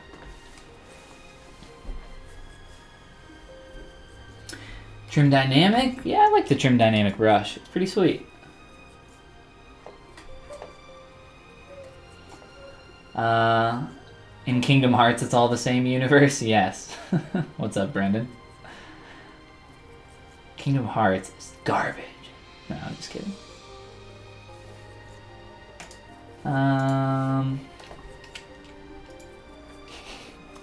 Onions? The onion, maybe? I like me some onions.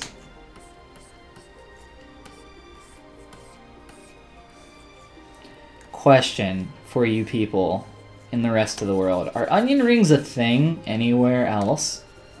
I haven't eaten any onion rings in a very long time, but they used to be like super popular here. I don't think they are anymore. They're kind of weird. It's just like a fried onion slice ring thing. You know, hence why it's called an onion ring.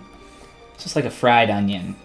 It seems like it, I don't know how it became popular. I don't think it is anymore though. They're not like super good. My dad likes them a lot though.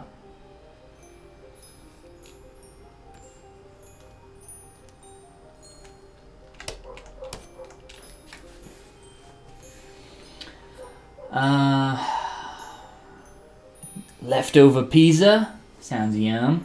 I actually had some pizza for lunch today. Between streams. Are onions sentient? Anubis. Anubis. Anubis. The rabbit hole deepens.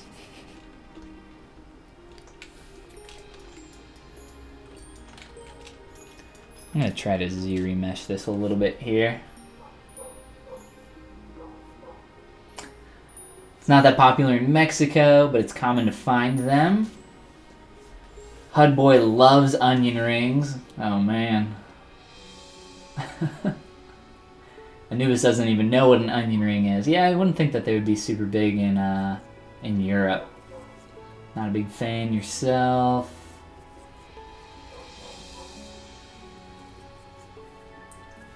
Onions actually don't make me cry. I have a superpower against onions. It's just contacts. If you have contact lenses in, typically onions won't make you cry.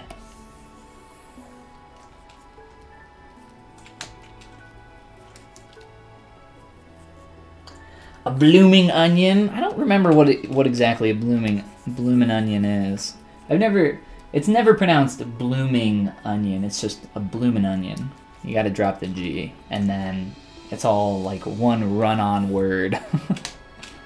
Bloomin' onion.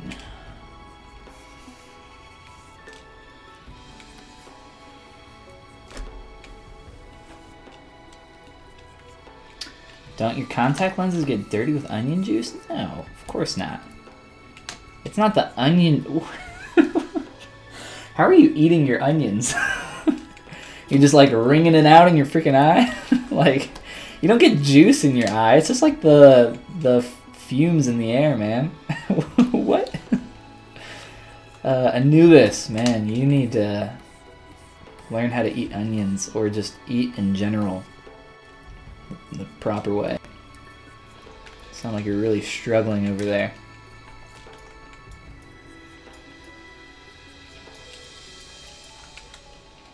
I'm gonna redo these polygroups now that I've fixed this turn in the surface a little bit more. I think this one's okay. Holy poop, come on, there we go. This area is a little screwy. So I'll try to, actually, how do I want to do this?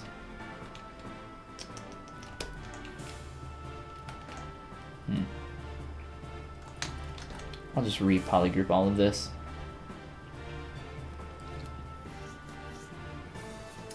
You just googled onion rings. It's deep fried onions. That's what I said. That's what I said they were. Hudboy attests to the bloomin' onion being delicious. Anubis puts his onions in his eyes. That's a good time.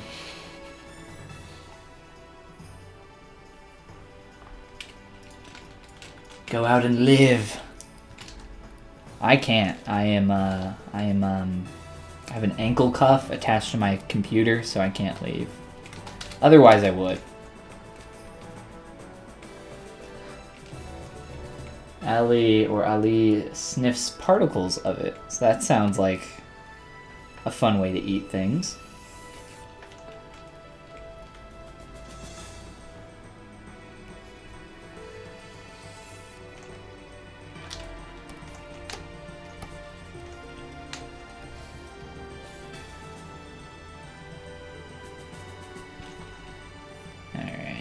That's getting there. Like I said, this is one of the more complicated shapes on here. So I'm going to spend a little extra time making sure I start to get it nicely.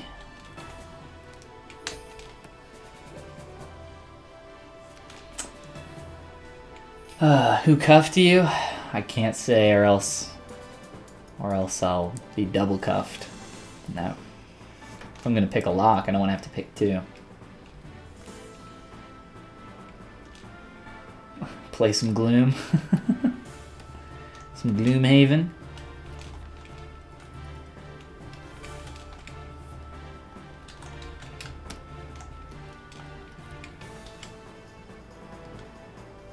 Okay, let's see here. How can I do this? That's not what I wanted to do at all, actually. There we go.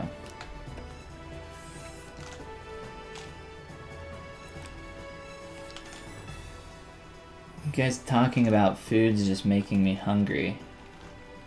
Don't do that. That's not nice.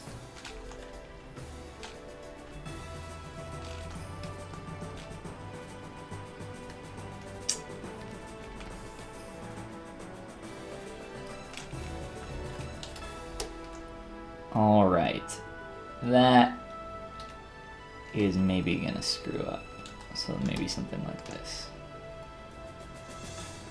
That's probably gonna screw up pretty bad too. It doesn't like... specifically want that edge though. Yeah, this is just a tough thing to force ZRemesher to do. I mean, I could... this isn't worth manually retopoing just because I can sit here and clean up and sculpt this shape myself. And I'm gonna have to tweak it quite a bit. But we have the beginning of that shape. I just want to get this a little bit lower res so I can work with it. Let's see what we can do.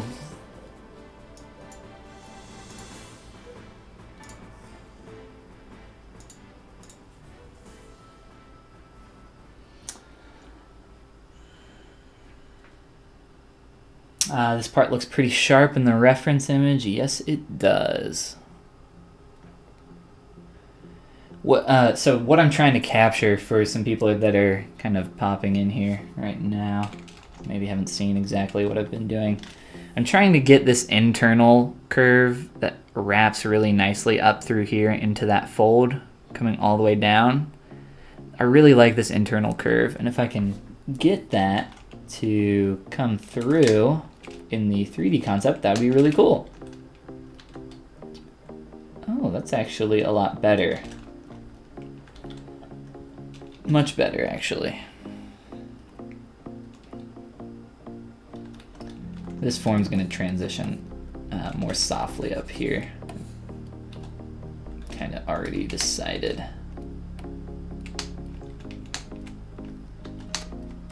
I also need to obviously create the cuff there. So this is like a cuff, right? A cuff on a sweater or, you know, dress shirt or anything like that. What is this area called? What's like the bottom cuff area of like a sweatshirt or a sweater, any of that? What is that called? Somebody give it a goog. Find out for me. I'm very curious. So I've been wanting to call it something this whole time. And I just call it that thing.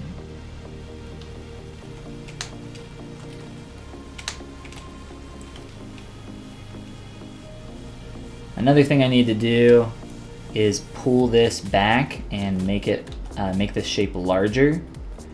So I can use a mask here to essentially pull it this direction. And then, how would I scale this? I guess I'll just select all of this and maybe skew it up.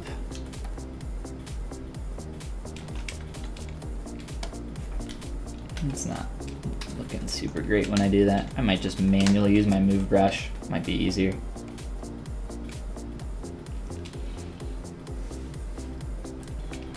What up, Steve? You're supposed to be working on match point. Deep cuffed sleeve? I don't... Is that an innuendo for something?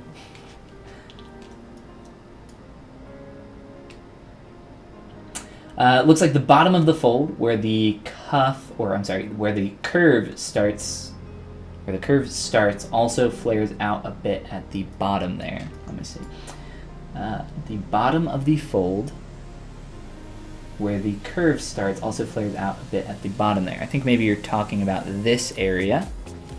I started to pull that out a little bit. I think I want to actually exaggerate that even more, Hudman, so I think in general, adding more volume all the way through here is going to be beneficial. But what's great is that that curve actually took pretty well. So as I subdivide that up, I can really start to get that curve to flow all the way up through that arm, and that I think that's going to read really well once we get the rest of this looking more on point and in a better place. And then of course worrying about edge quality and tapering that out as it goes up. Towards his body. Let's see. Maybe I'm not understanding. Maybe you're talking more about on the bottom here. Yeah, well, it's kind of hard to tell, but I think once I add in the actual cuff there, we'll worry about this area a little bit more. I want to try to focus on getting this volume a little bit more correct up here first, and then we'll probably add in the cuff down there.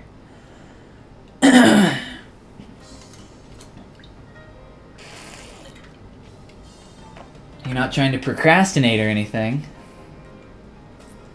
Hudman's here, by the way, Austin. Hudboy, if you don't know, Austin is good old Steve from way back when we used to stream together. A very long time ago. But yes, the Hudboy is here. Nice goofy out there. Well, thank you. Well, thank you. Some volume on the bottom right, closer to the cuff. Yes. I think I understood what you were saying there. And I absolutely agree. Sounds like MGMT. Maybe not.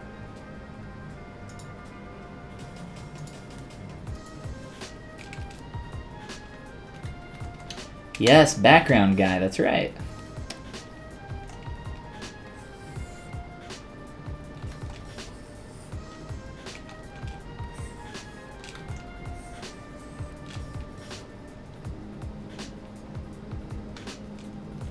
Look at this beautiful reunion that we're having. This is good stuff. I'm into this.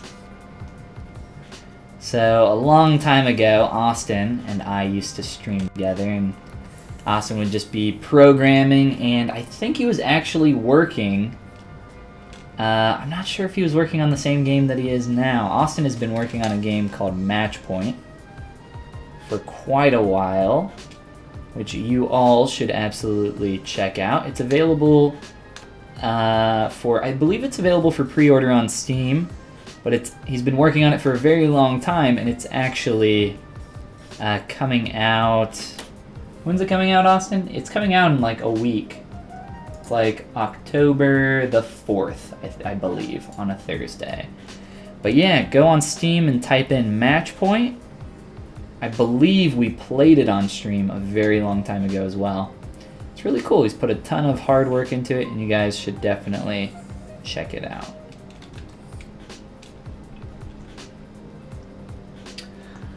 Yes, Brendan, I agree. Austin must work, and he's not allowed to take breaks.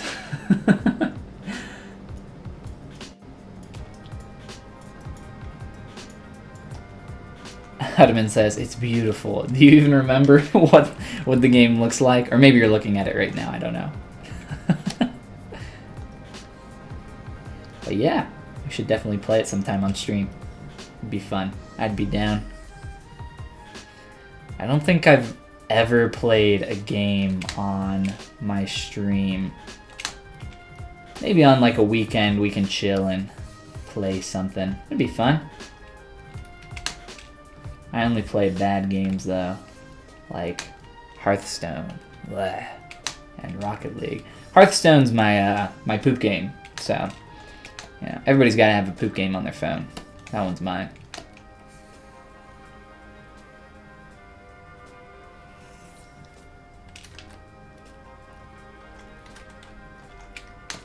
I had to remove it from my computer because I got too distracted from it. So I said, no more. No more soup for you. So a thing that I'm concerned about when creating edges like this is just the edge quality and how tight it is running up all the way through here. So I just want to start to taper that out a little bit. So it's cool that we have this internal kind of curve coming all the way down from the arm and like reading in this way. It's a cool shape. I think it works really well. Now it's just a matter of knocking it back a little. So I tend to prefer to overdo things just a little bit in the beginning, and then it's easier to knock them back after you've done that. Let's see. Matchpointgame.com is apparently the link. Let's see.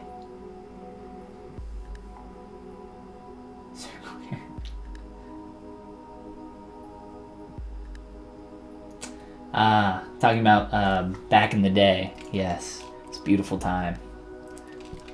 I'd pour one out for my homies, but I don't really feel like pouring water on my carpet and then having to wipe it up. So it's a good time. It was a good time back then. We've evolved. Now we stream exactly the same way. But we work on cooler stuff. Look at this goober. He's looking pretty cool. Whoa, that fold needs to come in quite a bit there. That hit there is a lot more prominent than what I have. Let's pull that down.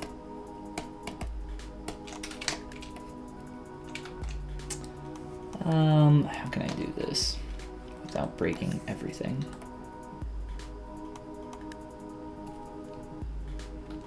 Yep. Let's just break that. Let's see here. Something like that, maybe.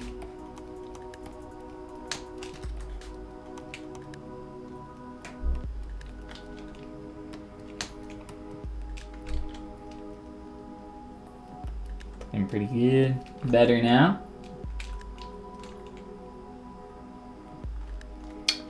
Yes, the game looks a lot different now, doesn't it?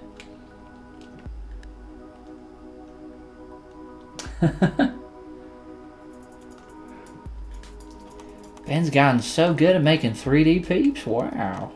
Well, thanks, guy.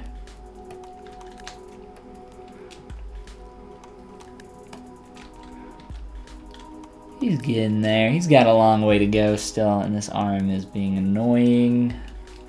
I pulled down everything initially here. I'm gonna have to, you can see the taper that we have going on there. It's like tapering back into the elbow. It's pretty much a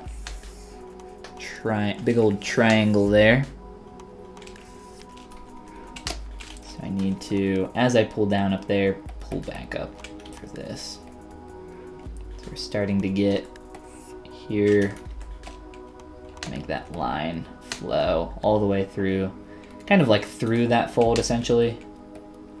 I should have probably waited a little bit longer to merge that fold in, but it's much too late now, so oh well.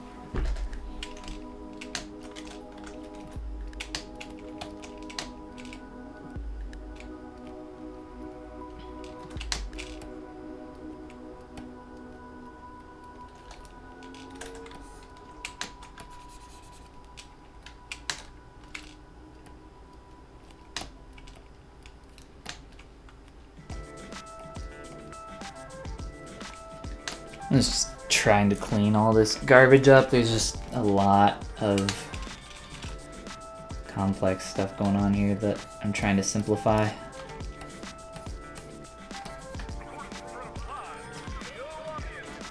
Pong on steroids. Yeah, that's essentially what it is.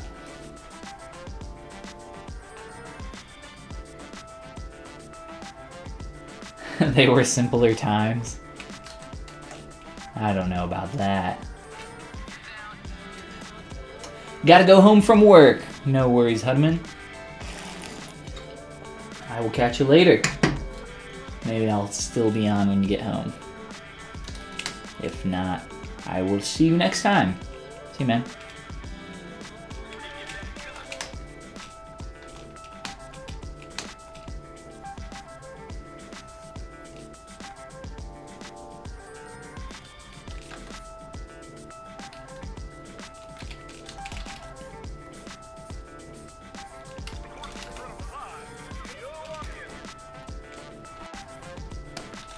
Just take a step back for a moment. See how that fold is shaping up. I think we should add the cuff in there because it's going to help us reference some of this stuff against one another. I'll turn on live boolean because that's looking pretty stupid, but other than that, let's do our cuff here.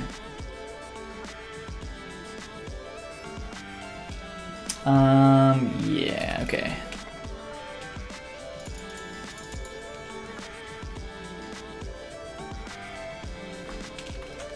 Cool. Let's try duplicating this, I guess. Slicing it off.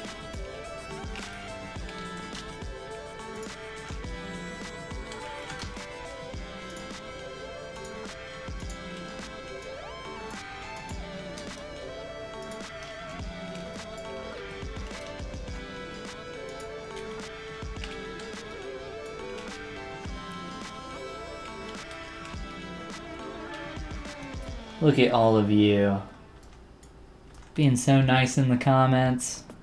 Wow, or in the chat. This never happens on the internet.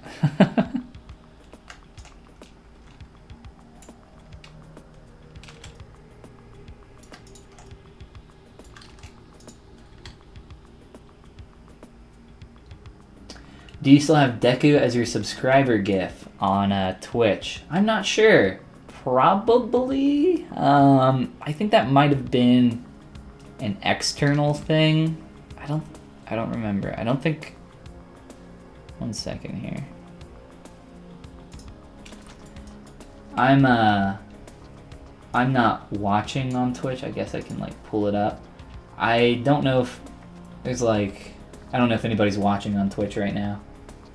But when someone would follow you, not subscribe, but follow you on Twitch, I had the GIF of Deku from My Hero, or Midoriya, whatever his name is, from My Hero Academia, doing like the excited, like jamming his head, watching All Might on TV.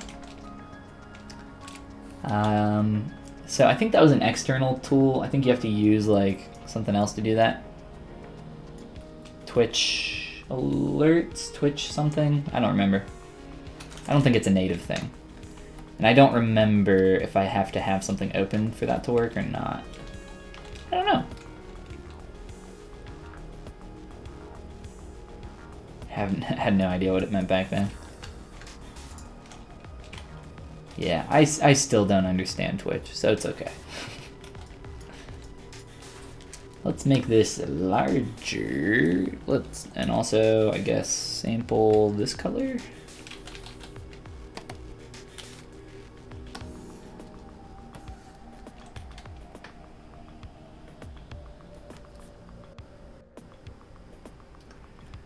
So essentially what I'm doing with all of these separate pieces, like the rolled up pant leg down here, I'm trying to get a separation between these two pieces, but I don't want it to be enough that it's causing like a super hard hit in the silhouette.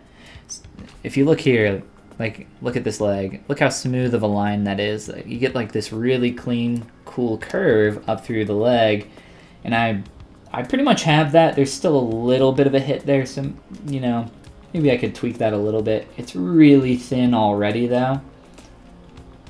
So if this were to be 3D printed, there would be like hardly anything there.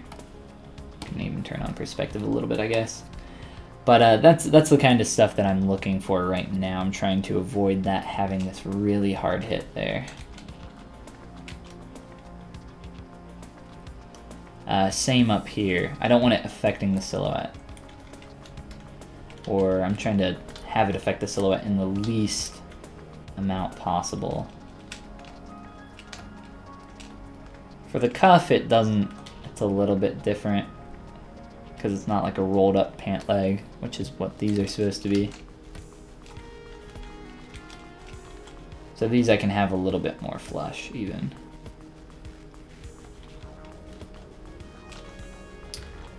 And probably just Z-remesh these, I guess. And then go from there. It's probably good.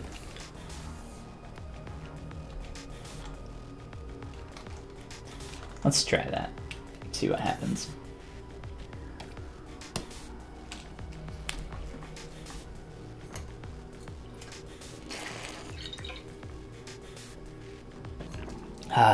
Yeah, I don't think Twitch chats, or sorry, Twitch alerts will appear on my screen, just because I don't have that tool, like I said. But really, I don't know.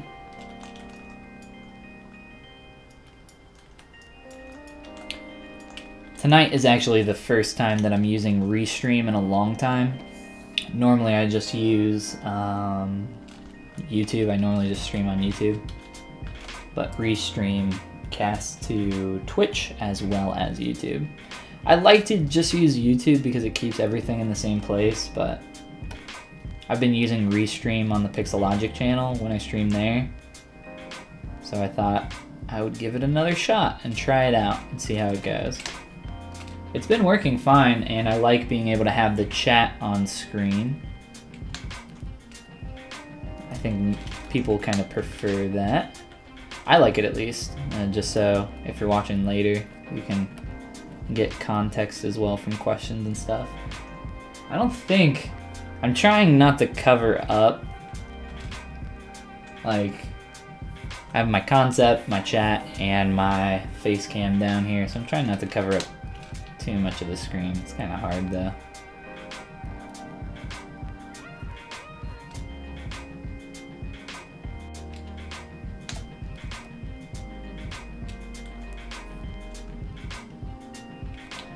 You're viewing this through YouTube, yeah. You got the little YouTube icon right here. So I know all. Yeah, I don't really go on Twitch either, which is another reason why I mainly stream on YouTube. I think the service works just as well. There's more features on Twitch, and I think more people go to Twitch for streams, but like I said, you know, all my stuff's already on YouTube, so might as well keep it all in one place.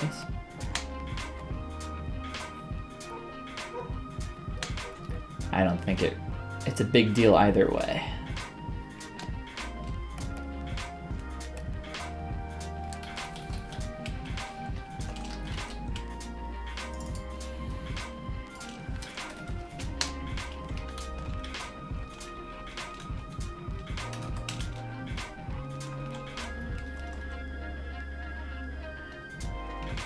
Alright, so I'm starting to get that cuff in there so that I can start referencing all these areas together. This will just help me figure out the shape and block out a little bit better.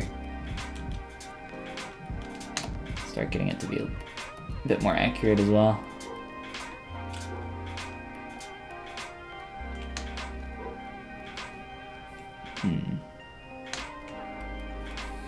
It's a pretty strong curve that we're getting here. I think it's supposed to represent just the direction that this is pointing out and away from the camera. If you can kind of see that in 3D space. You can use curves to do that in 2D to indicate the direction that something is going. So it's kind of saying like, hey, it's kind of facing out this way a little bit more. So I can try to manually force that a little bit. I don't want to do it so much that it starts breaking the shape though. So from the front view, it's still a little bit flat there. Start to get that nice curve there as we turn the camera though. So that's good.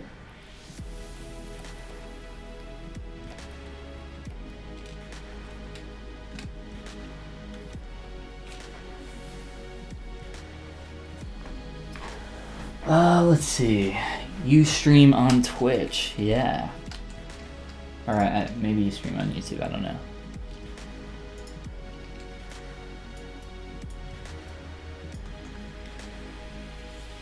I think you're saying despite, as in, you don't go to Twitch, but that's where you stream your stuff.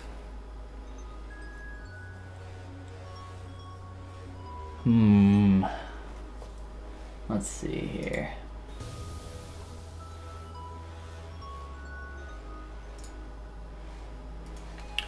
Un momento.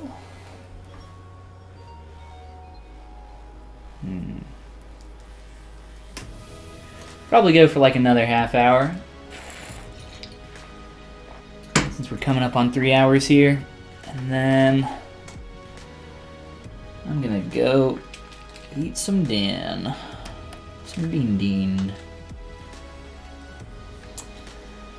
This sleeve though, I think it's a lot closer for sure. It could use some more work. I don't necessarily want to focus on it for the whole rest of our time here though, so I say we switch it up and let's do this other shoe over here. There's one other change I want to make to the back of this shirt, and then let's focus on the shoe. I just want to flare this shirt out a little bit back here before I forget, because I feel like I will forget if I don't do it right now. And it's been bothering me since the beginning of this stream. I mentioned it like 2 hours ago and never did anything about it, which sounds about right. Sounds about par for the course. That looks messed up, and then 3 days later I'm like, well, hold on, that still looks messed up. Why didn't I do anything about that?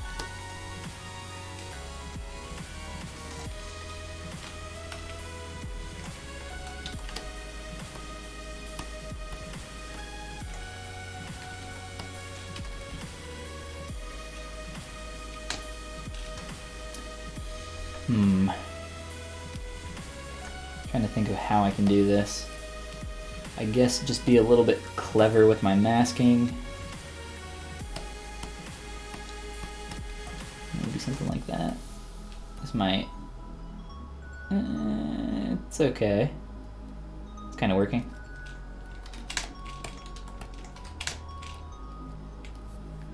Let's see what that angle's looking like here. So I'm looking at the silhouette here, that direction.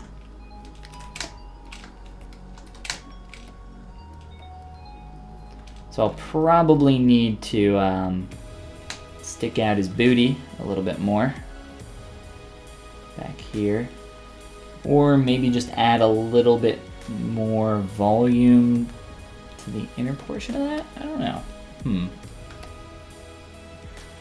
It's looking a lot better though. A lot closer to what's there in 2D. So I guess let's try filling out some of this form a little bit. Give him a badonk.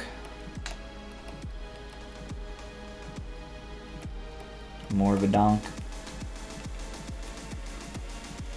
Guys, this is the real New Donk City back here.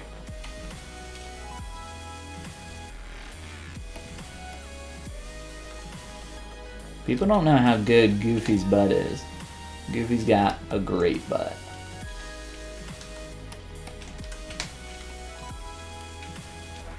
I would be scared to know how many times that sentence has been said.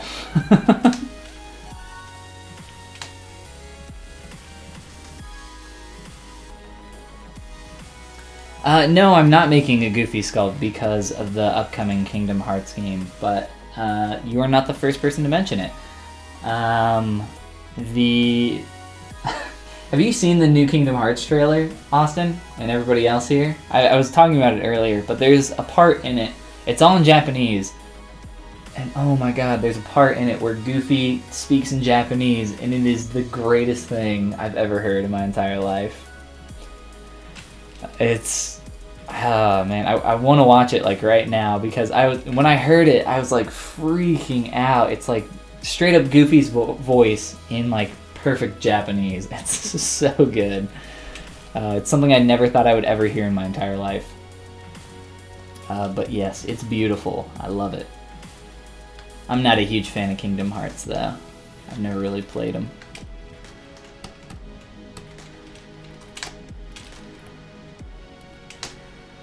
But I just found this concept online for why I'm sculpting this. It's by @VerticalDraws on Twitter.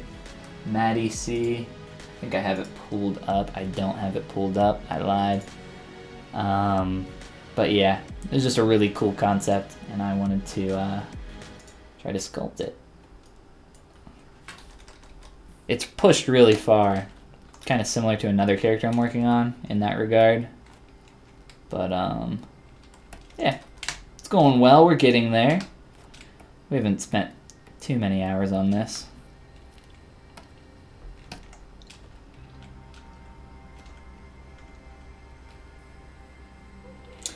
You didn't see it, but you saw Donkey's explanation of the story, and it's insane. Kingdom Hearts is absolutely crazy. It's one of the reasons why I don't like it too much, because there's like one DS game where you like play the whole thing, and then at the very end they're like, yeah, that whole thing, that was just a dream, and this character doesn't exist, and that's the end of the game. Wasn't that fun?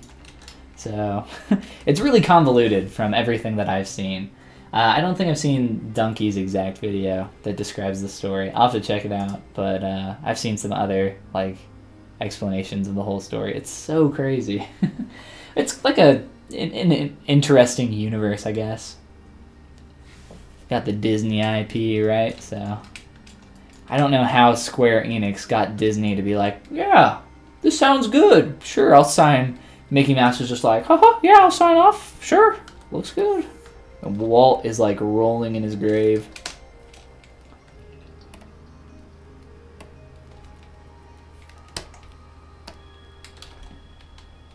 I'll have to check out the Donkey video though. Yeah, definitely check out the trailer where Goofy speaks in Japanese, and I don't know why nobody else has mentioned it, but it like it makes me so happy.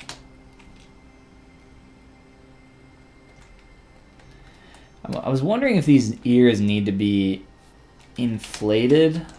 I don't think they do all over, but maybe up here I can just thicken them a little bit more where they attach to his head. You're just looking a tad too thin up here.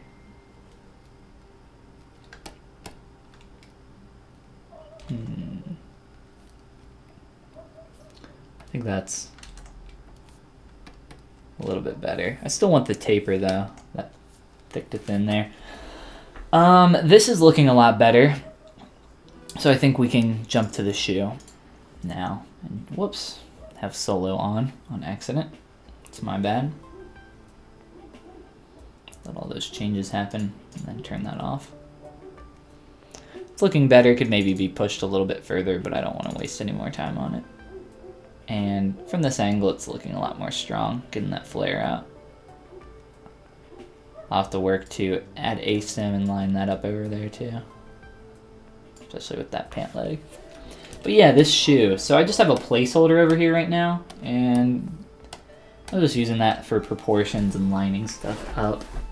So what I'm going to do is take the other shoe, probably just, let's duplicate everything. How do I want to do this? So I have some some negative subtools set up. I don't need... Here, I'll just do this really quick.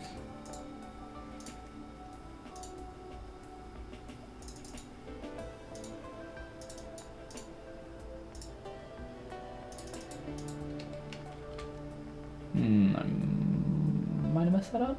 Did I do that right? Guess we'll find out. Okay. So let's take this duplicated shoe and move it over to the other side and line it up. There's this weird piece of geometry on the bottom. That is the negative from the other, from that portion there that's cut out.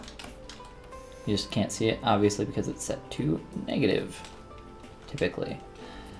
And then this is going to be a little bit harder to do. So I might...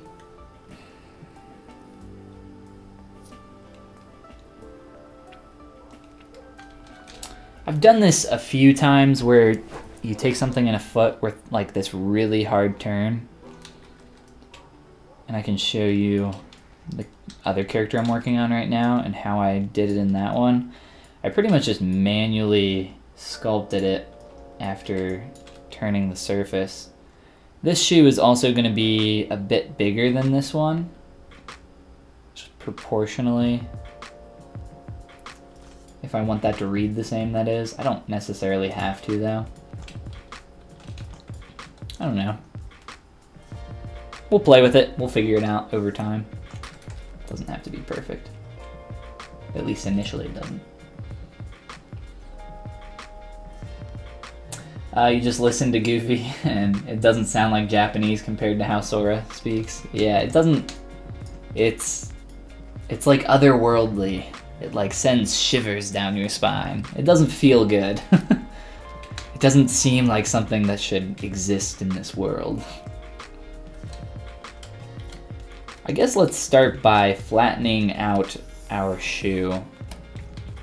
And then going from there. This is going to take a lot of tweaking here.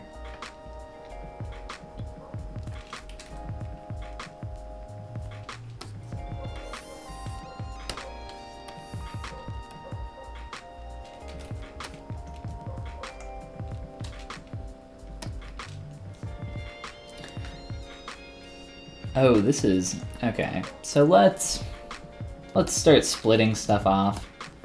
This is just going to be easier. I might redo... Excuse me. I might redo the sole on this shoe, since... I might redo the sole on this shoe. Just because this is going to be a little bit hard to tweak both of these at the same time. My throat. Talking too much. So I think...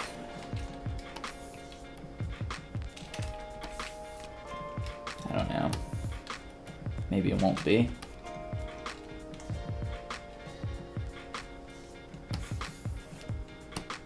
Let's keep playing with it a little bit. Get a better idea.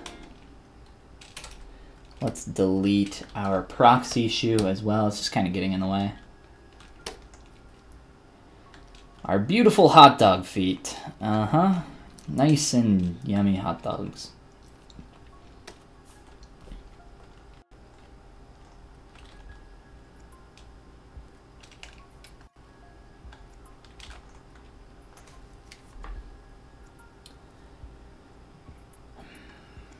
So what I typically do for something like this is I mutilate it. And I think that's what we're going to have to do here, at least initially. So I will be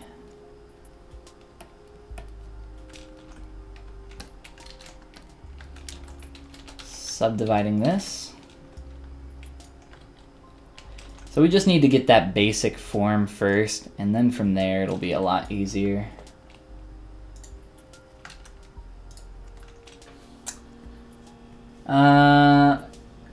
doing something that requires brain power. Have fun sculpting. Thanks, man. See you, dude. Good luck working on your match pointers.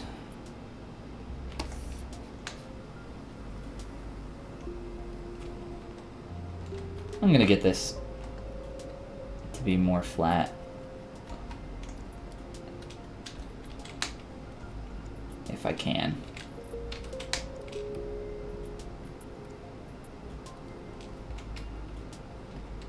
And hopefully when I cut this up, it'll be a little bit closer to what I want. Like I said, I'm gonna end up pretty much mutilating our hot dog shoe here. So it's better to get this to be as flat as I can make it here in the beginning. And then once I cut it up, I'll be able to just get that 1-2 hit and then manually kind of merge them together. I'll show you what I mean. It's kind of hard to explain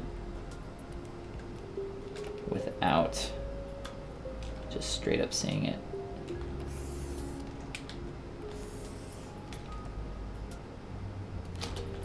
I wish I would have actually saved a version of this shoe. Well, it wouldn't have been nearly as far. I was gonna say I wish I would have saved a version when it was more flat, but I ended up tweaking the form quite a bit since then. One thing I can do to this actually is mirror and weld it with local sim on. And we'll end up getting something perfectly symmetrical. We're starting to lose the symmetrical geometry here. So what we can do to try to get that back and then work on it a little bit more symmetrically, I'll push this edge loop over a little bit further to the right and then mirror and weld. Because we mirror from left to right, that'll line up perfectly in the middle and then mirror the rest of that. So that's that difference there. And then after that, I can keep local symmetry on and turn on my X symmetry, and now I can affect these at the same time. So it's not on the symmetrical X axis, but it is symmetrical to itself. So you can work that way if you don't necessarily have symmetry. This edge loop is screwed up here, so whoa, chill out. I'm gonna have to delete that edge loop. This one right here.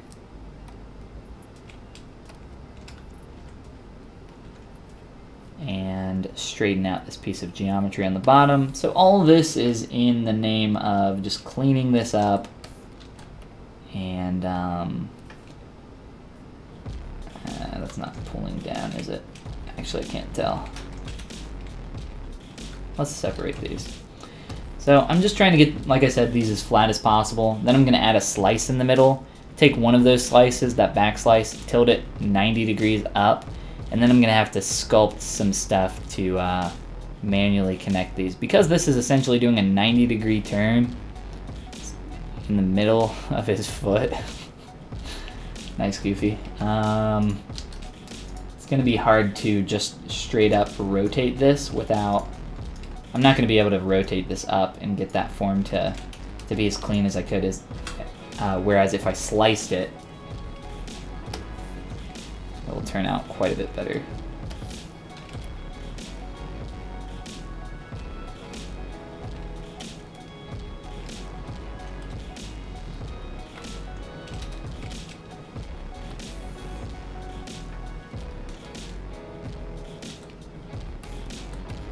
I'm going to move that higher than I need to, and then I can clip it.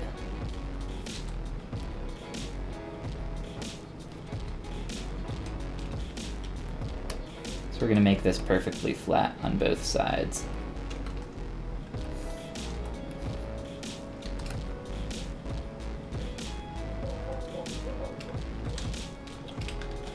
Strangely enough,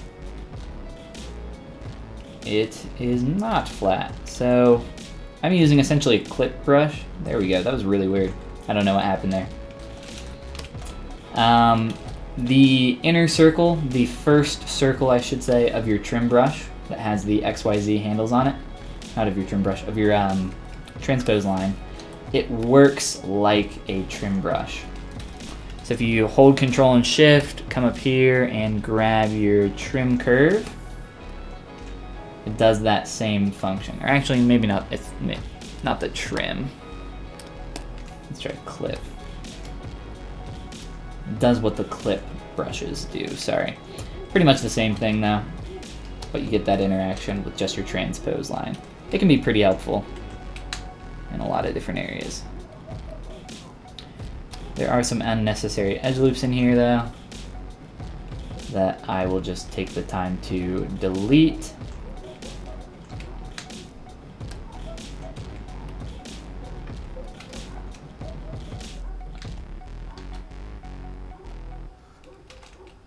Not sure what's going on there. I think there might be, let me see something. There is. So I have two edge loops here that are kind of lying on top of each other. I thought maybe that was creased. So just to fix that, I'm gonna delete one of these. Make sure that I don't have one of those below here. I believe that this edge is just creased. There actually is one down here as well. That's very annoying. Okay. So now I can bevel these edges and get this to translate a little bit more smoothly. Alright. So all of this, just to clean this up, I'm going to compare this to the other one just to make sure that I'm getting about the same thickness here. And it's pretty close. And then I'm going to take some time to line up the hot dog portion of our shoe. The top part here. And just make sure that it's flat, flush with that sole on the bottom, and everything's flowing nice and neatly together.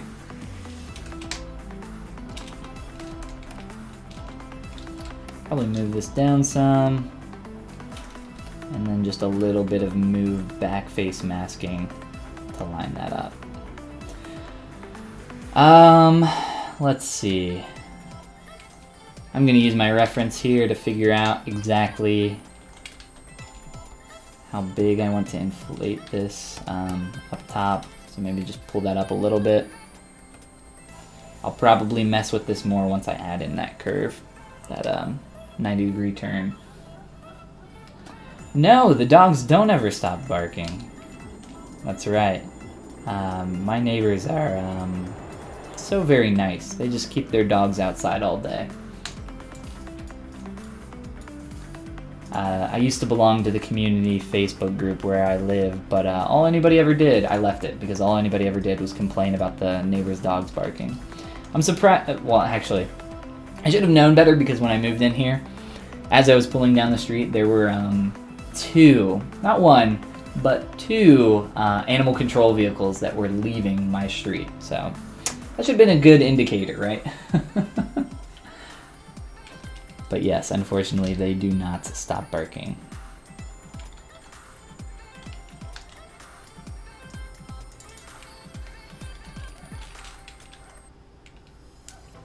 And it's not like it's just a couple dogs. It's like this neighbor over here, 3 dogs, this one over here, 2 next to them, 1 more behind me, there's like 3 or 4, like a total of 10 dogs around here. There's a lot of doggies.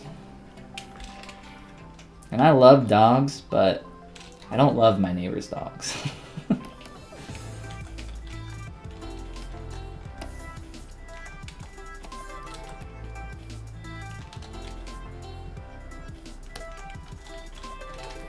Back of this was looking a little bit too thin. I think the shape of this will be informed a little bit more once I pull that up, but yeah. Okay, so from here, what we want to do is merge these together. So we have these 2 shapes. Polygroup them all as one unit, as one polygroup. Add some subdivision levels. Quite a few. and then just find out essentially close to where that hit should take place. I'm thinking, slide that forward a little bit. Right around here. Let's try something like right here maybe. I want to have this back a little bit. Whoops, gotta get rid of our subdivs before we do that.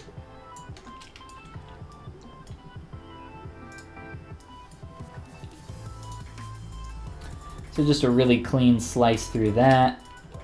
I need to actually turn off perspective. Perspective will make that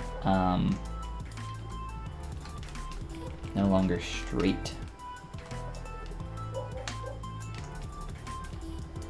The slice happens from the angle that you're looking at it, so perspective actually adds a little bit of angle to your camera, so you just want to make sure that that's off if you're trying to get something that's really straight.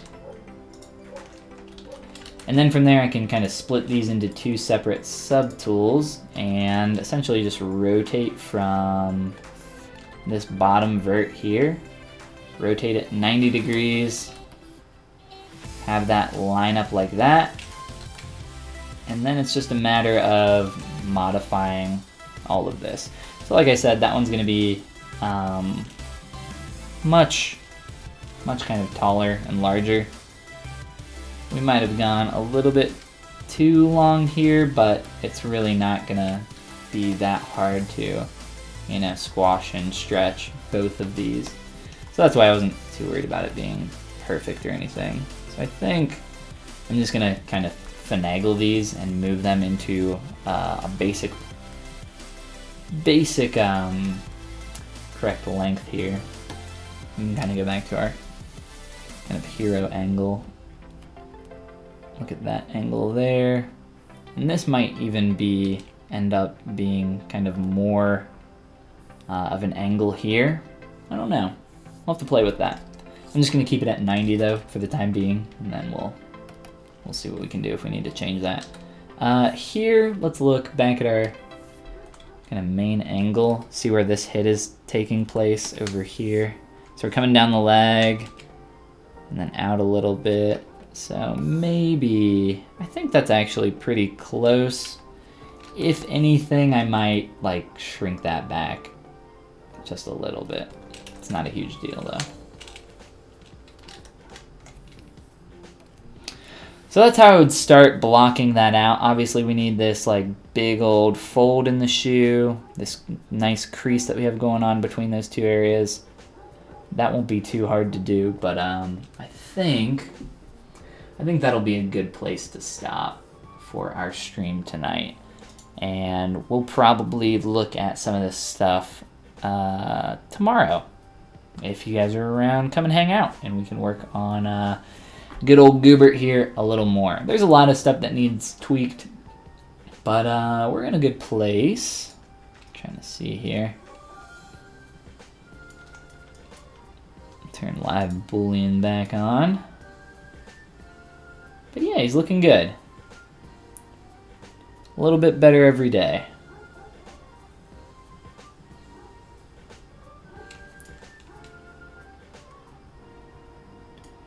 We've since pushed this this face quite a bit further.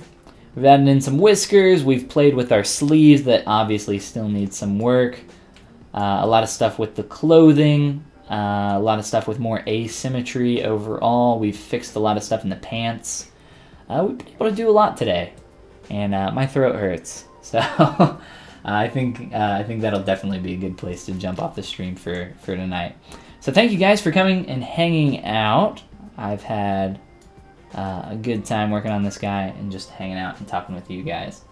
If you guys like my streams and if you like the free content that I put out on my YouTube channel, please consider, or please just check out my Gumroad. Please, no, I'm just kidding. There's a bunch of stuff on here that I put a lot more work into than what I put into on my YouTube channel. So I've released a new course recently, Sculpting Stylized and Peeling Female Faces in ZBrush. There's another course in here for toys and collectibles if you're interested in that. And then I have some one-on-one mentorships, which is probably one of the things that I get asked about the most. So there's a link in the description, gumroad/Follygon. And also check out @VerticalDraws. They're the creator of this concept here that I'm using, that I'm referencing for a good old Gooby boy. Don't you throw so much. Yeah, it's tough. It's tough. On stream, too. I don't know what's wrong with me. All right. Well, with that comment, I'll see you guys next time. Thanks for coming and hanging out. Have a great rest of your night. See you guys.